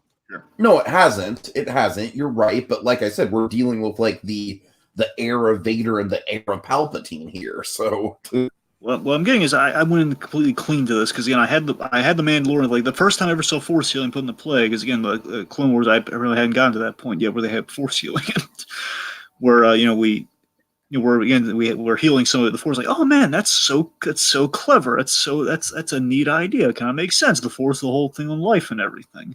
And of course, like, oh god, Kylo Ren's, I didn't put it together until it was happening. Like, oh god, I've seen this recently. That's awesome. So I was like, yeah, that's awesome. Yeah, we had our cake and we ate it too on that one. Oh yeah, we killed Kylo and she has the wake up call. He also has a wake up call. It's all relative. It's all nice. What do you know? Yeah. Good day. Yeah. Right. So with that in mind, guys, I mean, goddamn. Remember that stupid moment that we had with The Force Awakens where I was just like, I gotta be honest with you guys, I don't like Kylo, I don't care for Kylo Ren. You guys like jumped on me for it. Yep. Yeah, well, you guys were right, because Kylo Ren is fucking fantastic, my friends. Man, he is the best part of the sequel trilogy, bar none. I feel like he is going to be the thing that holds up the sequel trilogy, much in the same way I feel like people kind of laud Ewan McGregor for kind of like holding up the prequels. I mean, man, he is just so good. And like easily out of all the characters, he is the one with the best arc. I mean, it's not even a question. Like throughout the 3 films, his arc is rock solid consistent. Yeah, it was, in retrospect, it was a really good idea to have these two, kind of have these two be the kind of the tether of the trilogy, kind of the tethering parallel of the whole trilogy when you look at it that way. Because in the story, in the opening, we have this, we're kind of placed on opposite ends here. We have the light side, we have the dark side within Rey and Kylo, and we meet in the middle in the Last Jedi, kind of thinking about, like, let's just cast the labels off of it, man. Let's start our own thing. And now they're kind of on diverging paths where, again, she's leaning more towards the dark side, and he's circling back to the light side, which is very interesting. That's like, and he's like the heir of what was originally supposed to be the light side, and she's the heir to the Sith. Absolutely, and of course, oddly enough, they both get an awesome Force. They both get an awesome Ghost kind of pep talk. So let's see. So let's start with Kylo, because Kylo obviously has the big kind of gobsmacking one here. So Kylo Ren, Kylo's been very powerful and very confident in his choices. In at the start of the story, he's very much, okay, I'm going to kill the Emperor, man. I killed Snoke. I'm going to kill the freaking Emperor, man, because no one's going to usurp me. And he's going there, but he's always been unable to shake Rey, because he's told, okay, kill the girl, and he doesn't want to kill Rey. And again, deep down, you could question whether this is because she's she's the one who kind of put him on this journey, or is it a sense of like, I don't want to kill Rey because she is also kind of this kind of totem of the light side. She mirrors like me and my own choices here. She's going through the same thing I'm going through, and she's rebelling against the path that she's going on as well as I am, or in the sense of just, I've kind of grown to like her. I don't want to kill her. So there's kind of a question there. But the big thing that kind of clinches this argument for him, the big is our returning guest star. Who is our returning guest star, gentlemen?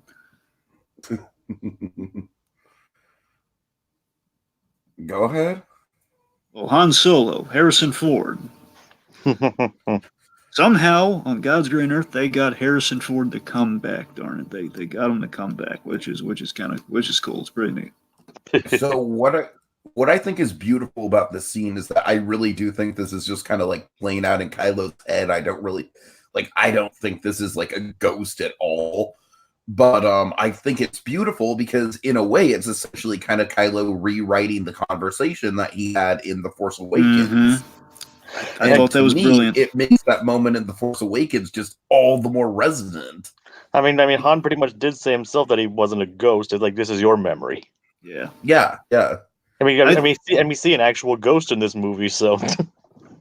Yeah, I think you're absolutely correct in the way that's supposed to be taken. And again, it's very Joseph. It doesn't, of course, obviously Star Wars. I mean, just kind of repeat the obvious here. Obviously, Star Wars has roots in Joseph Campbell.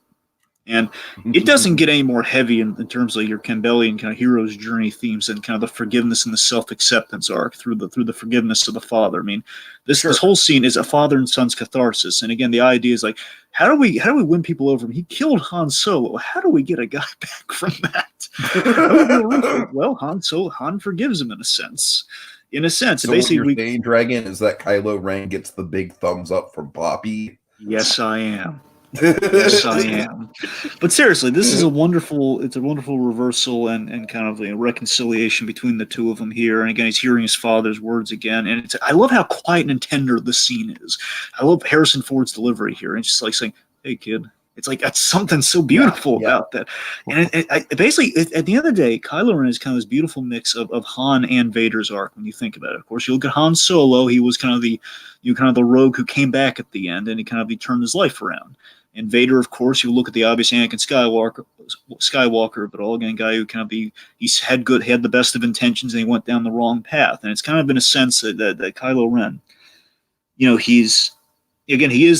absolutely is the next generation Anakin as well as Vader. Only now he gets the full story instead of like the legacy of Darth Vader, man, the Sith top guy, all the power, and look at what he did, look at what he turned himself into. But he keeps glossing over the big important part of that story was redeemed by the son at the very end. Mm-hmm.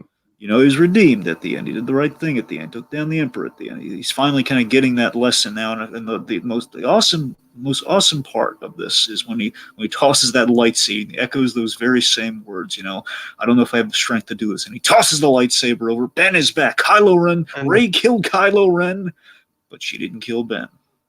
It's like this time. It's like he does have the strength this time. Absolutely, that's really neat, and of course, we'll get to exactly what Kylo Ren's fate is going to entail a little bit later on. But let's talk about Rey. Rey also has a really dandy scene with a Force ghost, with an actual ghost, man. Ooh, spooky. So, I love how I'm sorry. I know that I feel like people more and more are warming up to curmudgeon-y old Luke, but I love how Luke's Force ghost is still grumpy.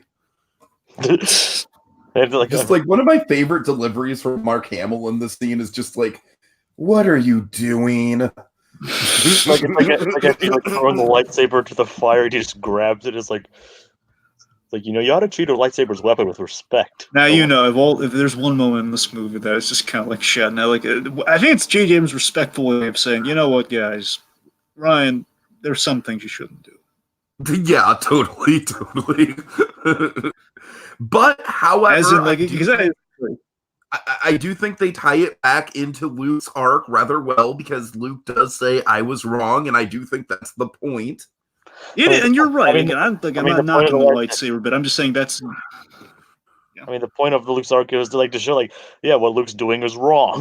That was the whole point of The Last Jedi.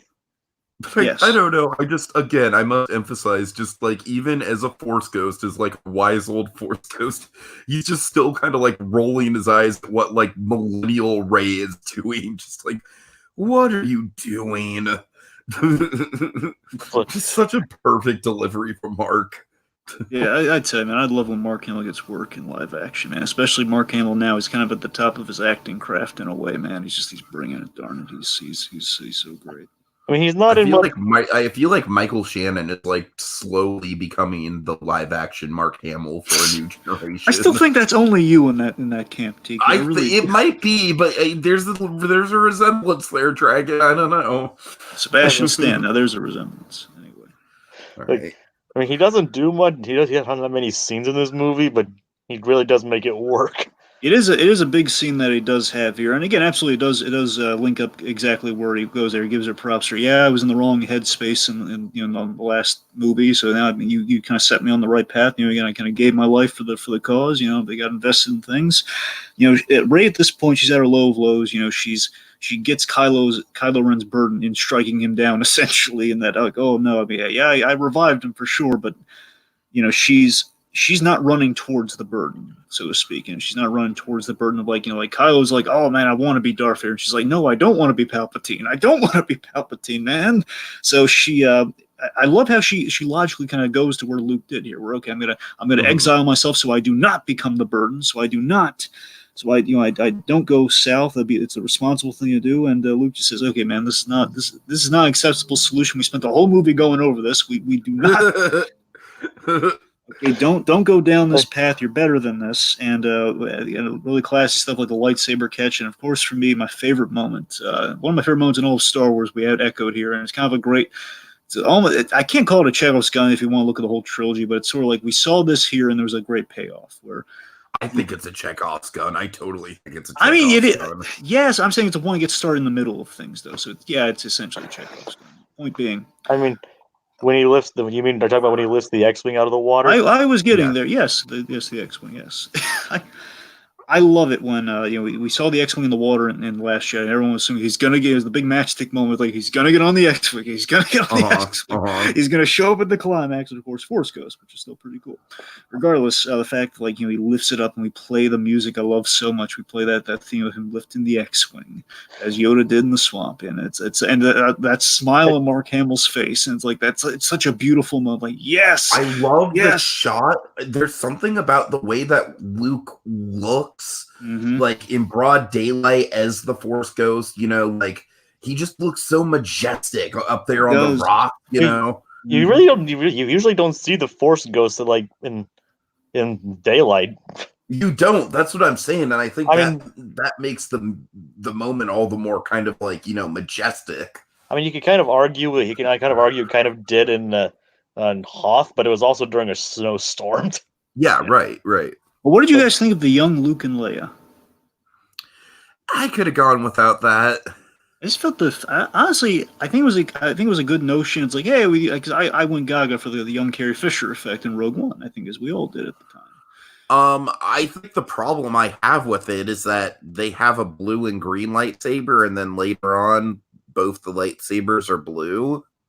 Well, remember, Luke has the green lightsaber when he's doing the whole Kylo Ren affair goes down, and remember he lost that. He lost the Anakin Skywalker lightsaber, so that's Rey found that through Maz Kanata, so he never had that at that time. Oh, okay. And remember, this is Leia's lightsaber. Blue. So Leia built her own lightsaber. Okay, gotcha. Yeah, all right. My point is, I like what they were going for with that scene. I think, the young effects. However, it was really too dark to really get the full effect of it. And of course, they made it dark because it was a difficult effect to pull off, I'm sure. I also feel like it was maybe slightly disrespectful to Carrie Fisher. Because they specifically said they weren't going to do anything like this. Huh. Well, so in that regard, I feel like in all fairness, it was one shot and she didn't say anything, so that's when it. I know, but I don't know. Anyway, and they did get the blessing from their family, so I don't see in any way how it's disrespectful. I see where you're coming from, though, but I think if she'd said anything, then we would have been a bridge too far. Then would have been a whole Tarkin meets like maybe we're digging a little too deep here. Right. Okay, the point being, the bigger thing is that we saw Leia actually hold a lightsaber once. That was kind of cool too. That was kind of the other. That was cool, yeah. That's what I'm saying. We actually got to see her that's why she's training Rey now. Like she's experienced the whole Jedi thing. And important, I think the big takeaway from that story, mind you, is that she was trained to be a Jedi by Luke, and she didn't take that path. We saw her. She went to the whole path of the general and everything. She went from princess to general. I think that's the lesson Luke's imparting to Rey. Is like, hey, don't be boxed in. You have to face your fear. Don't be boxed in by what you might become, what people are telling you you're going to become. Like, define your own destiny. That's kind of like the moral of the movie for both her and Kylo Ren. Define your own destiny. Don't go by what you think or what you're told your destiny is going to be. All these Sith guys are telling you you're going to be the next Darth Vader. All these other guys say you're going to be, you're the last Jedi, man. It's like, be your own thing. Yeah. All right. So, okay, get into the climax territory here. It's Exegol excitement, man. Let's talk about all the big old money shot of Exegol. All right, you want to talk about the dogfight first? Well, first of all, let's talk about of 100 Star Destroyers with planet-destroying capabilities, as in basically 100 Death Stars. Mini Death Stars. They just couldn't resist doing the Death Star thing again, could they? I gotta admit, someone made an excellent point. I can't remember who, and I gotta be honest, it's kind of a valid point when you think about how do you up the stakes from something that can destroy an entire planet. And in retrospect, it's really hard to do that. I think it's why they keep going back to the Death Star. Go with a story with more intimate personal stakes. Okay, fair. I'm which saying is why I really like The Last Jedi. Sorry. Fine. Well, screw my theory then. Okay, point being, 100 mini Death Stars on Star Destroyers is quite intimidating. You can't take away that. It's intimidating, but it's goofy as hell, man. All right, you can't fine. take that away either. Star Wars is goofy already. I mean, Star Wars was goofy from day one. And Jacob, if I didn't agree with that sentiment lovingly, then I would dislike this movie. All right, I'm just calling it like I see it. I mean, it's a space opera. I mean, no, I mean, I hear you. So, we have kind of basically we have space Dunkirk in this movie. I guess I don't know if I'd look. Okay, when you tell me you didn't appreciate it, was literally space Dunkirk. So it's just people. It's like, come on, it's like the little ships from Dunkirk, man. It's like literally Lando. We have this great hero moment with Lando. We have the big payoff of the whole Lando says he'll never fly again as a general, and he's flying his ship again, man, with Chewie in tow, and he showed up and he brought the whole party. And I like that we called him the fact because I remember this from the Last Jedi where we say call every ship we can for backup, and no one came, and we're right, no one came. We're addressing the fact that no one came outside of our guys. So now everybody showed up. Mm-hmm. It's kind of nice. If you want to get into all the logical things, obviously it's going to break down like peanut brittle, but let's not go there. I mean, with the Dunkirk thing, I see what you're saying there, but I don't know. Maybe my issue with that is that I feel like there was maybe too much of a cavalry that came in. Well, again, 100 Star Destroyers that have mini Death Stars on them. That's even as you're going to get given the circumstances. All right, I mean. All right. I mean, I thought the X-wing stuff was fun enough. Honestly, the space horses. I don't hate the space horses, but I don't think it was a wise choice to do them after The Last Jedi either. So I don't really know what they were thinking with that. I will admit, I do kind of like the idea, like a ground assault on a Star Destroyer instead of flying down there like we tend to do with the X-wings and everything. I mean, they have a practical choice. I mean, they have a practical reason for being there too. Yeah, I mean, the whole they can't jam something that's alive. Yeah. I do like the idea. I don't think we've ever seen this in Star Wars, like an EMP being used in a battle, which is kind of clever. It's like, yeah, it would be terrible if you were in a space battle if they had an EMP go off. You'd just be falling out of the sky. It's horrible.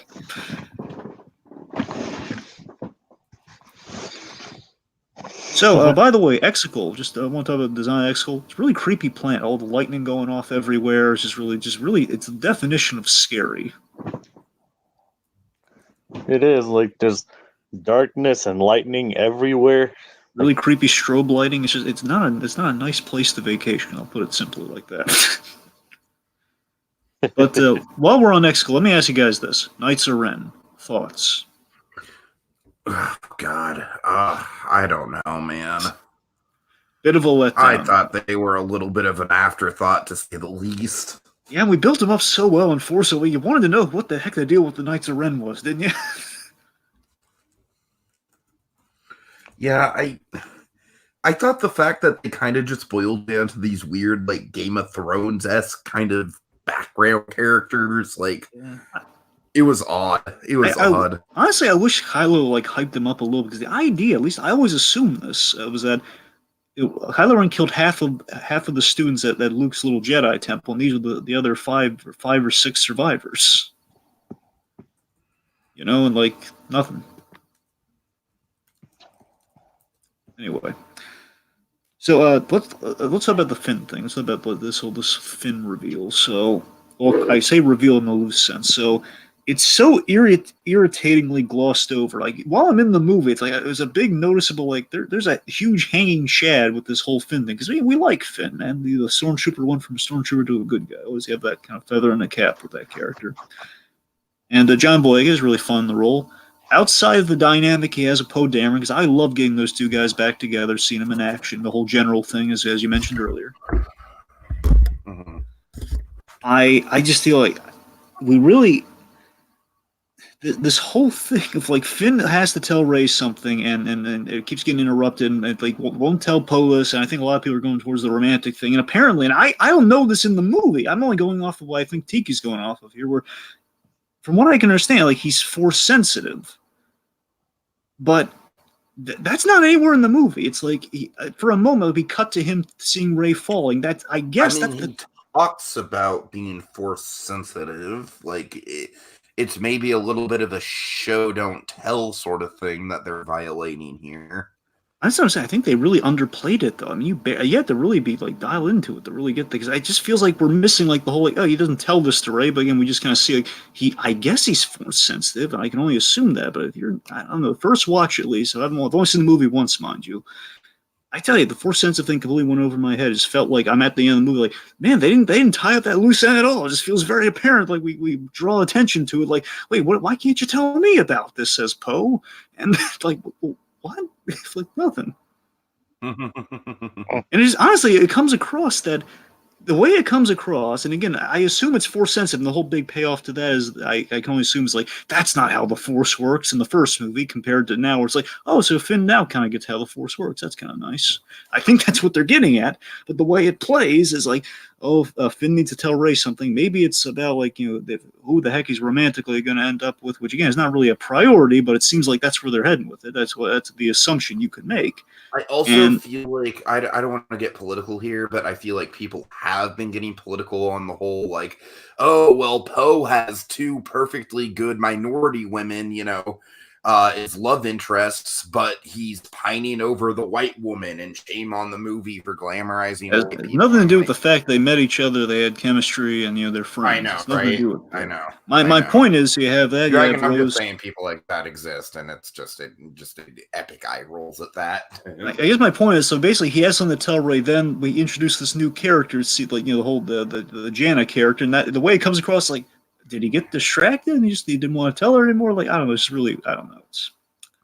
I think it's understated, this whole force sensitive thing, if it in fact is being force sensitive, which I can only assume with that edit that it is. Yeah. Okay. All right. So after big old wham bam battle going on the outside, we have the inner showdown.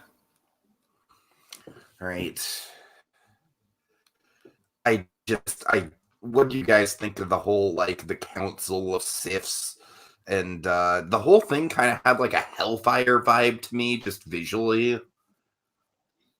It is kind of like that when you say it like that. It's just I gotta tell you, the whole figures watching them. It's funny. When I was happening at first, I think, is this real? Is it just like, is there really like a giant crowd of people in there? I'm still not sure, Dragon. I've seen the movie twice, and I'm still not sure. Because I think there is, after a while went by, it's like, oh, I think there is a crowd, but they're really tiny in back there. If I were to guess, I would say that the crowd is a crowd of Force ghosts, maybe? I don't think it's a crowd of Force ghosts, but I have no idea what it is, though. Okay, here's the thing about Palpatine is that I just think once it gets the whole, like, strike me down, Rey, and you shall be all the Sith in one, yada, yada, dark side. That's where it just goes off the rails, boy. It's kind of a no-win situation. You either strike me down so I can take over your body, or, well, don't strike me down. If I were her, I'd just cut the machinery, just take down the machine. Right. The machine, cut off his hands or something. I don't know. And by the way, like, does she not strike him down?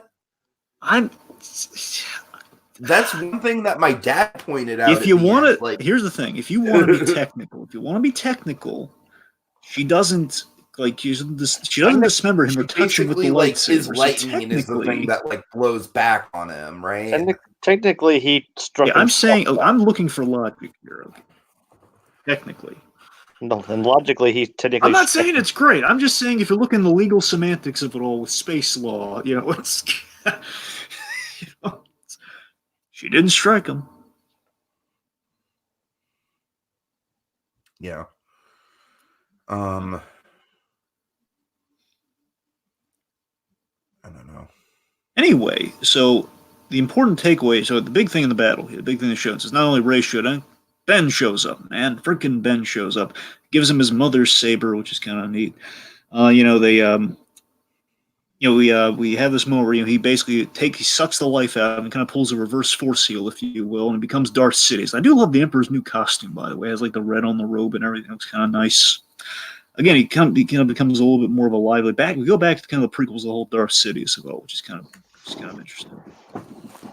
And kind of a big kind of fist pumping moment. The whole 1,000 generations of the Jedi helping Rey out after Ben's just kind of taken out by a very Darth Vader-y for a moment. It seems like he's basically the Emperor's like, oh, I've seen how this one goes. He basically, bam, he knocks him out with the lightning and knocks him all the way down. How do you like it, buddy boy?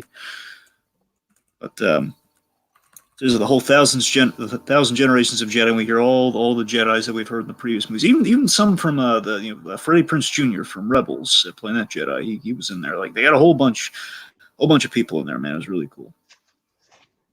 Yeah, it was really neat. Yeah. But yeah, I love how at the end of it, it all comes back to deflecting the lightning back at Palpatine. It's like, that's always his undoing. The lightning is his undoing. You really should stop shooting lightning at people. It's kind of his... Yeah. So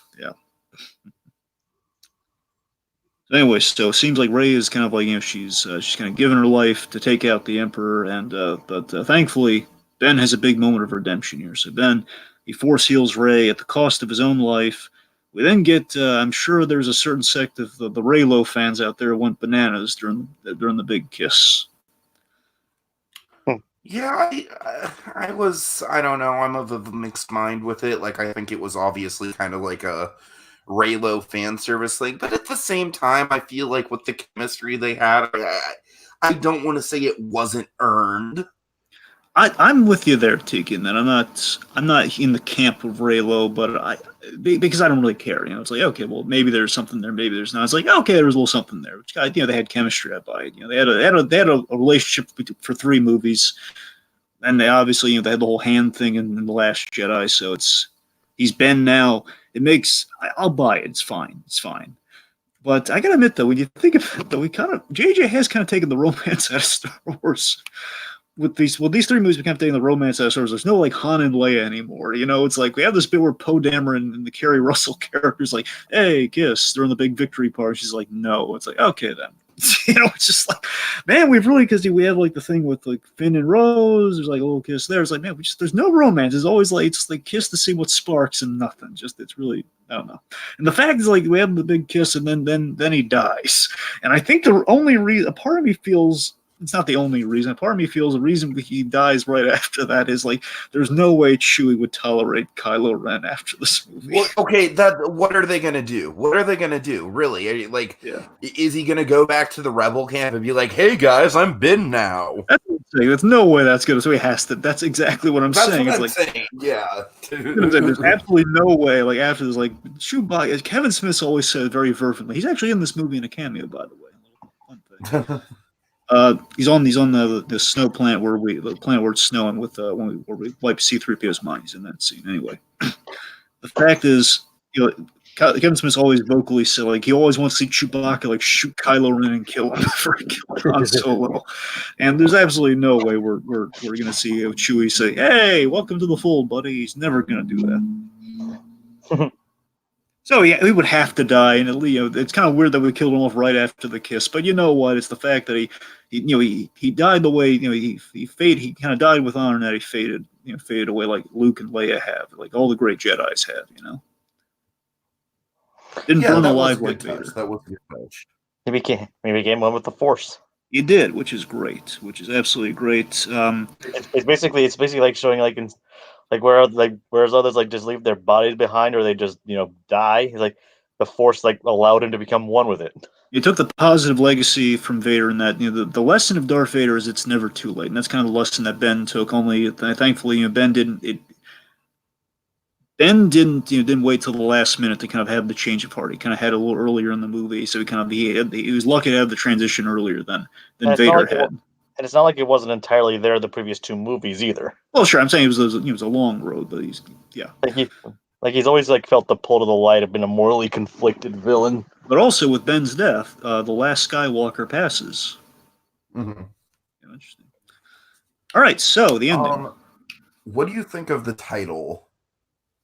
Rise of Skywalker. Well, that brings us to the ending. We should talk about the whole Skywalker of it all. So I think it's interesting that the title doesn't really become relevant until the very end. I thought it was. I can see where some people are just like kind of shrugging it off, but I mean, in terms of like saving it for the end, I think it was a good choice.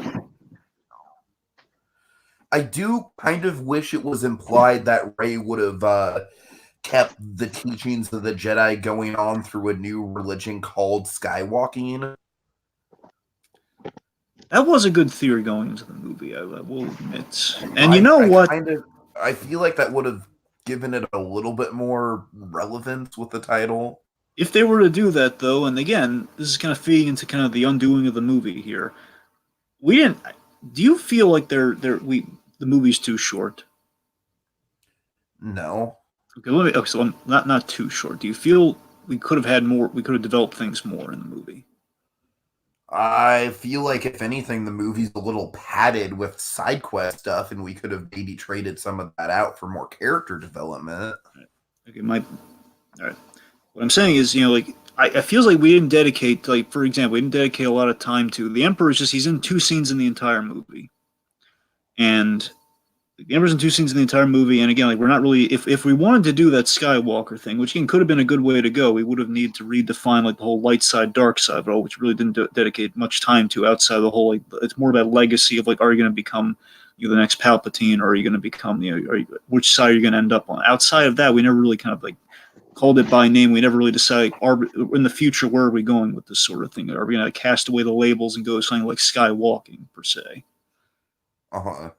I guess that's what I'm getting. And basically, it feels like in the last installment, we made it a scavenger hunt instead of like taking that time, or maybe even some extra time, and kind of solving all the other things. Instead, we raised more questions, like the whole, again, like the whole thing of Lando going on a quest with this no name character who was introduced in this movie. Had an interesting background, the whole stormtrooper thing. She had a nice story to tell too. The whole like we all put our guns down at the same time. It's an inspiring story for sure.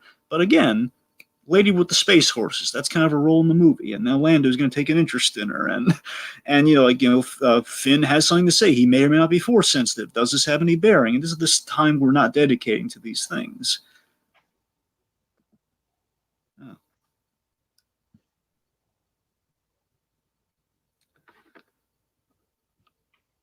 Anyway, so the ending itself, though, I love going to Tatooine. I love Rey visiting Tatooine. We're on the actual, not just member berries, but I feel like it's earned member berries at this point. I feel like the franchise, it would have maybe felt wrong for it to end anywhere other than Twin Suns. Yeah, because we had the victory party on Endor, just like Jedi. That one felt more like member berries to me. That one felt more like okay, literally the exact same victory party, and the Ewoks are there too. Warwick Davis in the same Ewok costume. Oh my god! He's actually another actor appeared in every single episode of this trilogy. Yes, he has. He's had like minor roles in like episode 7 and 8. Yeah. It is nice though. They put him in the actual thing. Put him in there in the first place. In the last one, that was a really nice touch though. Right. Yep, and can I just say I really love like the imagery of BB-8 against the 2 twin suns. I love that shot so much because I love that everything started with Rey and BB-8, and again it's kind of the beginning of that story as well as on Tatooine being the beginning of Luke's story. We've kind of melded the 2 images together. It's a beautiful shot, and of course she's bearing the lightsabers, which, by the way, does feel a little bit of padding for a future movie in some sense of the word. But she's also burying the Skywalker. I'm 2 minds about it. I like that she's kind of burying the kind of the symbols of the 2 Skywalkers who have passed away, which is it's a nice burial gesture.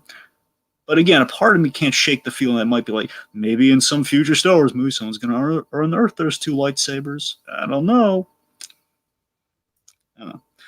It's like a way to show that they're all finally at peace. Dragon. What I got out of the lightsaber thing, though, and I don't think this was explicitly spelled out in the film, but this is what I heard, is that Rey took the crystals from both of the lightsabers and combined them, which is what gave us that sort of like yellowish golden lightsaber that she has. I love the way you looked at that. If that's the case, that's awesome. I love that idea. So, even if someone were to dig up those lightsabers, they'd be useless because, they don't have the crystals in them. I'm going to commit to the burial idea because when you say it like that, I think that's great. We've never seen a yellow lightsaber before. That is true. Also, it's really neat. If you look at the lightsaber, if I'm remembering correctly, and you've seen it twice, Steve, you might be able to. The lightsaber, I think it's supposed to be Rey's staff, kind of broken up in base. She used the staff she carried through all the movies, and turned it into the lightsaber hilt. I like the way that I did not catch. I love how she turns the knob to activate it. That was just cool. Yeah. It's absolutely her lightsaber. It's really neat. So anyway, yeah, this lady comes by and she asks, like, who are you? I haven't seen people around here in a long time. And says, Rey, what's your last name? Skywalker. So that's... Okay, I was I will admit, like, the moment worked for me, but it did kind of remind me of a certain infamous moment from a certain infamous movie. And so... I was like halfway tempted. I mean, I would have never done this, but I was kind of like having like wouldn't it be funny if I did this thought of like, when she asked what her name was, and Rey was like, I have no people. Oh, Rey Solo. God.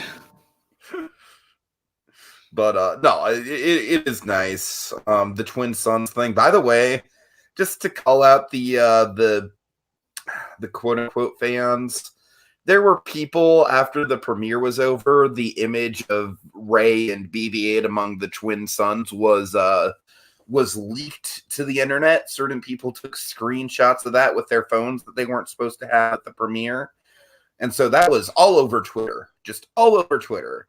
I got that. Fortunately, I never saw any of that. Well, you're lucky, Jacob. I got it, basically I hashtagged the Rise of Skywalker after the premiere just to get critical, just to get kind of like critic pieces out because I knew the embargo hadn't lifted yet, but the social media embargo had, and boy, that was a mistake. But I just think it's sick that there's Star Wars fans out there that go ahead and like get those leaked images, post them all over Twitter, and their reasoning is that like, well, the Last Jedi killed the franchise, so this is our revenge on Kathleen Kennedy to ruin this movie. Yeah, it's kind of petty and silly. You people just I have no place on my channel for fans like that. It's like, she's only had 30 years of film experience, so like, yeah, clearly right. Clearly you know more than she does. I mean, the whole Skywalker name of it all, though, I do like that she takes the name that changed her life for the better instead of the name that kind of killed her parents and did all this horrible stuff to her. Yeah. Oh, by the way, the Force Ghost shot. Then let me ask you this. I want to know your guys' thoughts on this. Do you think Ben should have been there? Maybe. Because we saw Luke and we saw Leia. Of course, obviously, we usually see these guys in threes traditionally. He's another Skywalker, and he did redeem himself. I mean, Anakin did it, so that's what I'm saying. You imagine. I would have liked to see Ben. I would have. Especially because it would have been like Ben reunited with his former master and his mother. Yeah, that's what I'm saying. Yeah. It always felt like a little nip. Maybe the reason why they didn't do that is because logically they couldn't have Han Solo in there as well as a Force Ghost. Yeah. Yeah. All right. It probably would have been the scene too. Crowd is like she's bearing the two lightsabers, but then he also shows up. Sure. That's a solid point. Unless somehow she found his lightsaber too. In the bottom of the ocean. Right. Well, maybe Maz Kanata can find that one too. Maybe. Yeah, I think that's not out of the realm of possibility for Maz. I mean, she found the other one. Medal. Yeah. And she found the medal too. She's finding all the old again. She's like she has the perfect, you must have like a great eBay somewhere. Like great Maz would be really good at Survivor because she'd find all the hidden immunity idols. Speaking of which, we never talked about Chewie's reaction to Leia's death. Oh my god, you're right. We didn't, and it was just fucking heartbreaking. God, seeing Chewbacca just like fall to the ground like that. Because remember, at this point in time, C-3PO has memory wiped, so it's like literally all. I think outside of Lando, he has nobody. Uh-huh. Nobody, but I guess R2 really at that point. Like, there's no one, basically no one he can really converse with. Outside of Lando, Well, it's just he's all. He has Dominic Monaghan. Sure. Come on, Chewie. We need you, buddy. Of the old guard. all right. It's like Visiting his old friends. Like seeing him like drop to his knees, and was like that was like heartbreaking. Just inconsolable Chewbacca is heartbreaking by definition. Like, oh man, like nothing makes you sadder than a sad Wookiee. Right. I mean, basically, it's like he's lost Han, he's lost Leia, he's lost everyone, and Luke. He's just all alone. You want to give him a hug. Yeah, like, yeah. Like, I mean, she finally gave him his hug in the last movie, though. Yep. Aw. It's like he's just this big furry lovable creature. You just want to go up and give him a hug. All right, so let's talk legacy, gentlemen. All right. Yeah. Who wants to go first here? Legacy of the trilogy overall. I'm trying to think of what I should say. All right, fine. I'll go first. All right. So, look, trilogy overall, I think it's definitely a bumpier ride than it probably should have been. If you want to look at the trilogy overall, this new one, there's definitely a take for what JJ was going for from the outset. Again, just like the idea of, okay, Force Awakens, nothing lays the groundwork, and as we've seen by this movie, okay, we kind of saw the payoffs with a lot, again, primarily through the whole Rey and Kylo Ren story. You definitely get to see, okay, there was a logic here, there's a story, definitely kind of gets played out. There's definitely kind of an overall plan. I do feel it might have been a mistake not to have a fully constructed plan. Basically, for no matter who directs. Like, look at the original trilogy. Now, again, they're kind of crafting the magic as they went along, but overall, Lucas had a plan for the 3 movies, and he didn't direct the other 2. Well, I mean, yeah, he didn't direct the other 2. So, and looking at that again, the fact is, it was still the story was protected no matter whose hands it fell into. I'm not trying to cast shade or anything here. I'm just saying, if you look at the point where I think they were taken off guard by the reaction of the other movie, and I don't know if that's just the fact of like, well, maybe if it kind of been received better, things would have gone more smoothly, or if it's just the fact that maybe the story wasn't there, and that again we placed it in someone's hands who had a different view of that story, and therefore that's why it feels a little disjointed. I mean, you look at all 3 movies. In that, okay, we have a direct vision in the first one, then we have like a guy who has a differing vision, trying to service the same story, but it definitely took twists and turns. And we have here yet again, we're trying to maybe either compensate for that, or again, some new ideas that have come into the fray. And also there's the whole Trevorrow thing to factor in there, where Trevorrow also had some ideas that, again, from what I hear, some of them made into the final cut, some of them didn't. Like the Emperor was not going to be in the 3rd movie until J.J. Abrams came aboard. Would have been a completely different movie had J.J. not come into the fray. So it's really interesting. Like overall, the core story of this trilogy is good. It just got distracted along the way. It feels, it just got a little distracted in places along the way. Even getting into the 3rd one. I mean, Force Awakens is we go from Force Awakens to like the Luke and I think the plan is we again go to like Luke and Rey. All the scenes in the Last Jedi. And then we have Rise of Skywalker. To me, that's the core root of that story. You get a sense of what that story was, and this movie, it just, it's.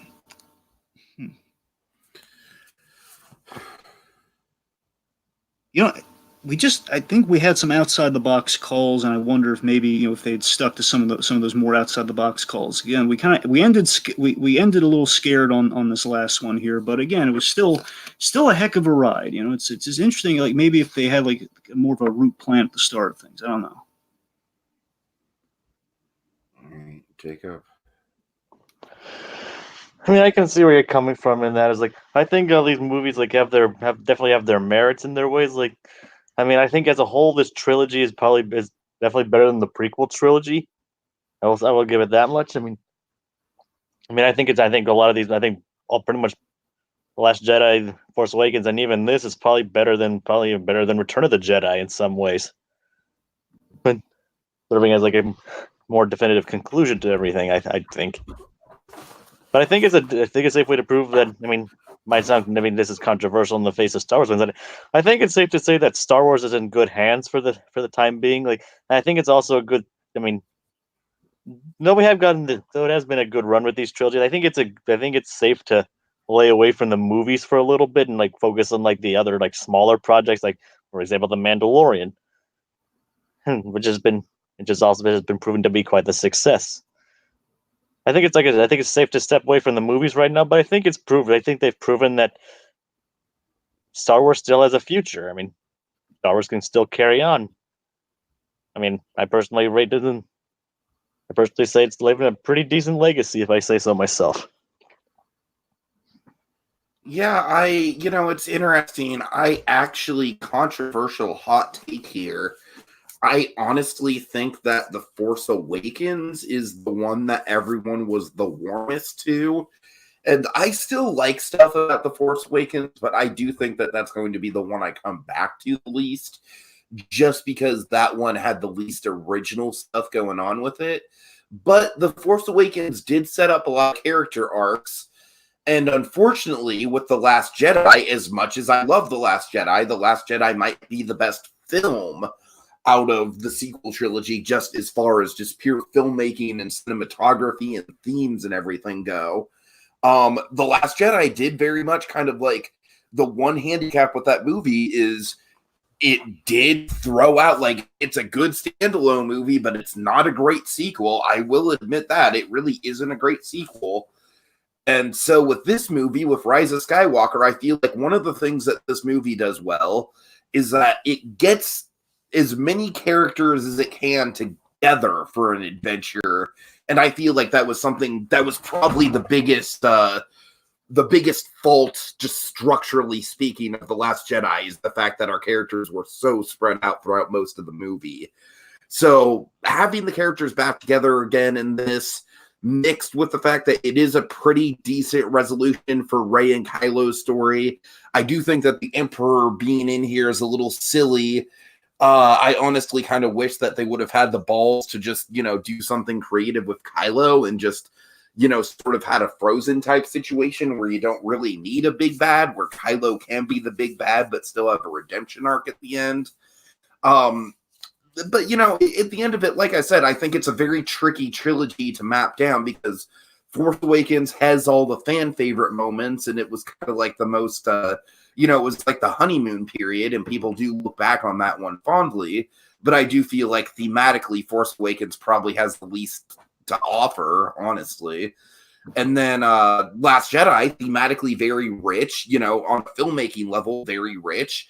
But on a story level, in terms of continuing the story and driving it to a point of, of setting up a satisfying conclusion, I got to admit it is kind of a dud. And then with this movie, it's just scattered all over the place.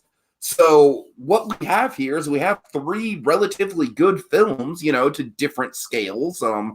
I would probably give Force Awakens a 7 out of 10. I'd give Last Jedi a 9 out of 10. I'd give Rise of Skywalker like a 7.5 out of 10. So it's all within kind of the same ballpark,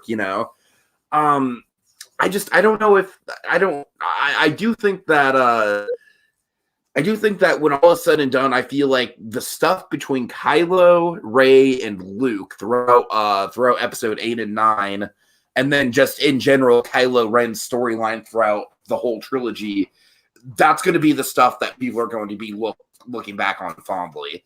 I've already seen a lot of people who were avid, haters of The Last Jedi who have gone back and, they might hate everything else about The Last Jedi, but even if they criticize the depiction of Luke in the past, they can go back and watch it and be like, yeah, that works. So it's a misguided trilogy, to be sure. I wish we would have had a roadmap to it. I'm probably the lowest on it overall in terms of legacy factor. I'm lower than you guys in terms of a legacy factor. I don't really know if this is going to have the legacy that even the prequels had, just because I feel like there's so much extra baggage here that the prequels didn't have. But it'll be an interesting conversation. I'm excited to re-examine this trilogy 10 years from now. I'm excited to see how time holds up these movies. It'll be an interesting conversation. When you look at Legacy like that, it's kind of interesting because I feel there's definitely an effort put into this, and again, we have like the kind of the practicality and like what can bring in this to screen. The prequels, on the other hand, there's definitely a legacy of like it in some cases infamously bad, in some cases like, oh god, we saw the origin of Darth Vader. It's pretty neat, it's like that's so I think you're kind of right. I don't know. I'd say the prequels probably will be talked about a little bit more, but I don't know. I respect the effort put into the new ones a little bit more in the prequels. The prequels I think are going to have more stay power when you say it like that. Uh-huh. Yeah. All right, well, folks, thank you so much for watching. We just talk about how great the music. The music was great in this movie. It was, yeah. A lot of reprises to be sure, but a lot of new material too. Like John Williams nailed it out of the park once again. All right, Dragon, why don't you end it out? Sorry. All right, folks. Thanks for joining us along this ride. And yes, those stormtroopers did indeed fly. They can fly now. They fly now? They fly now. They fly now. They fly now.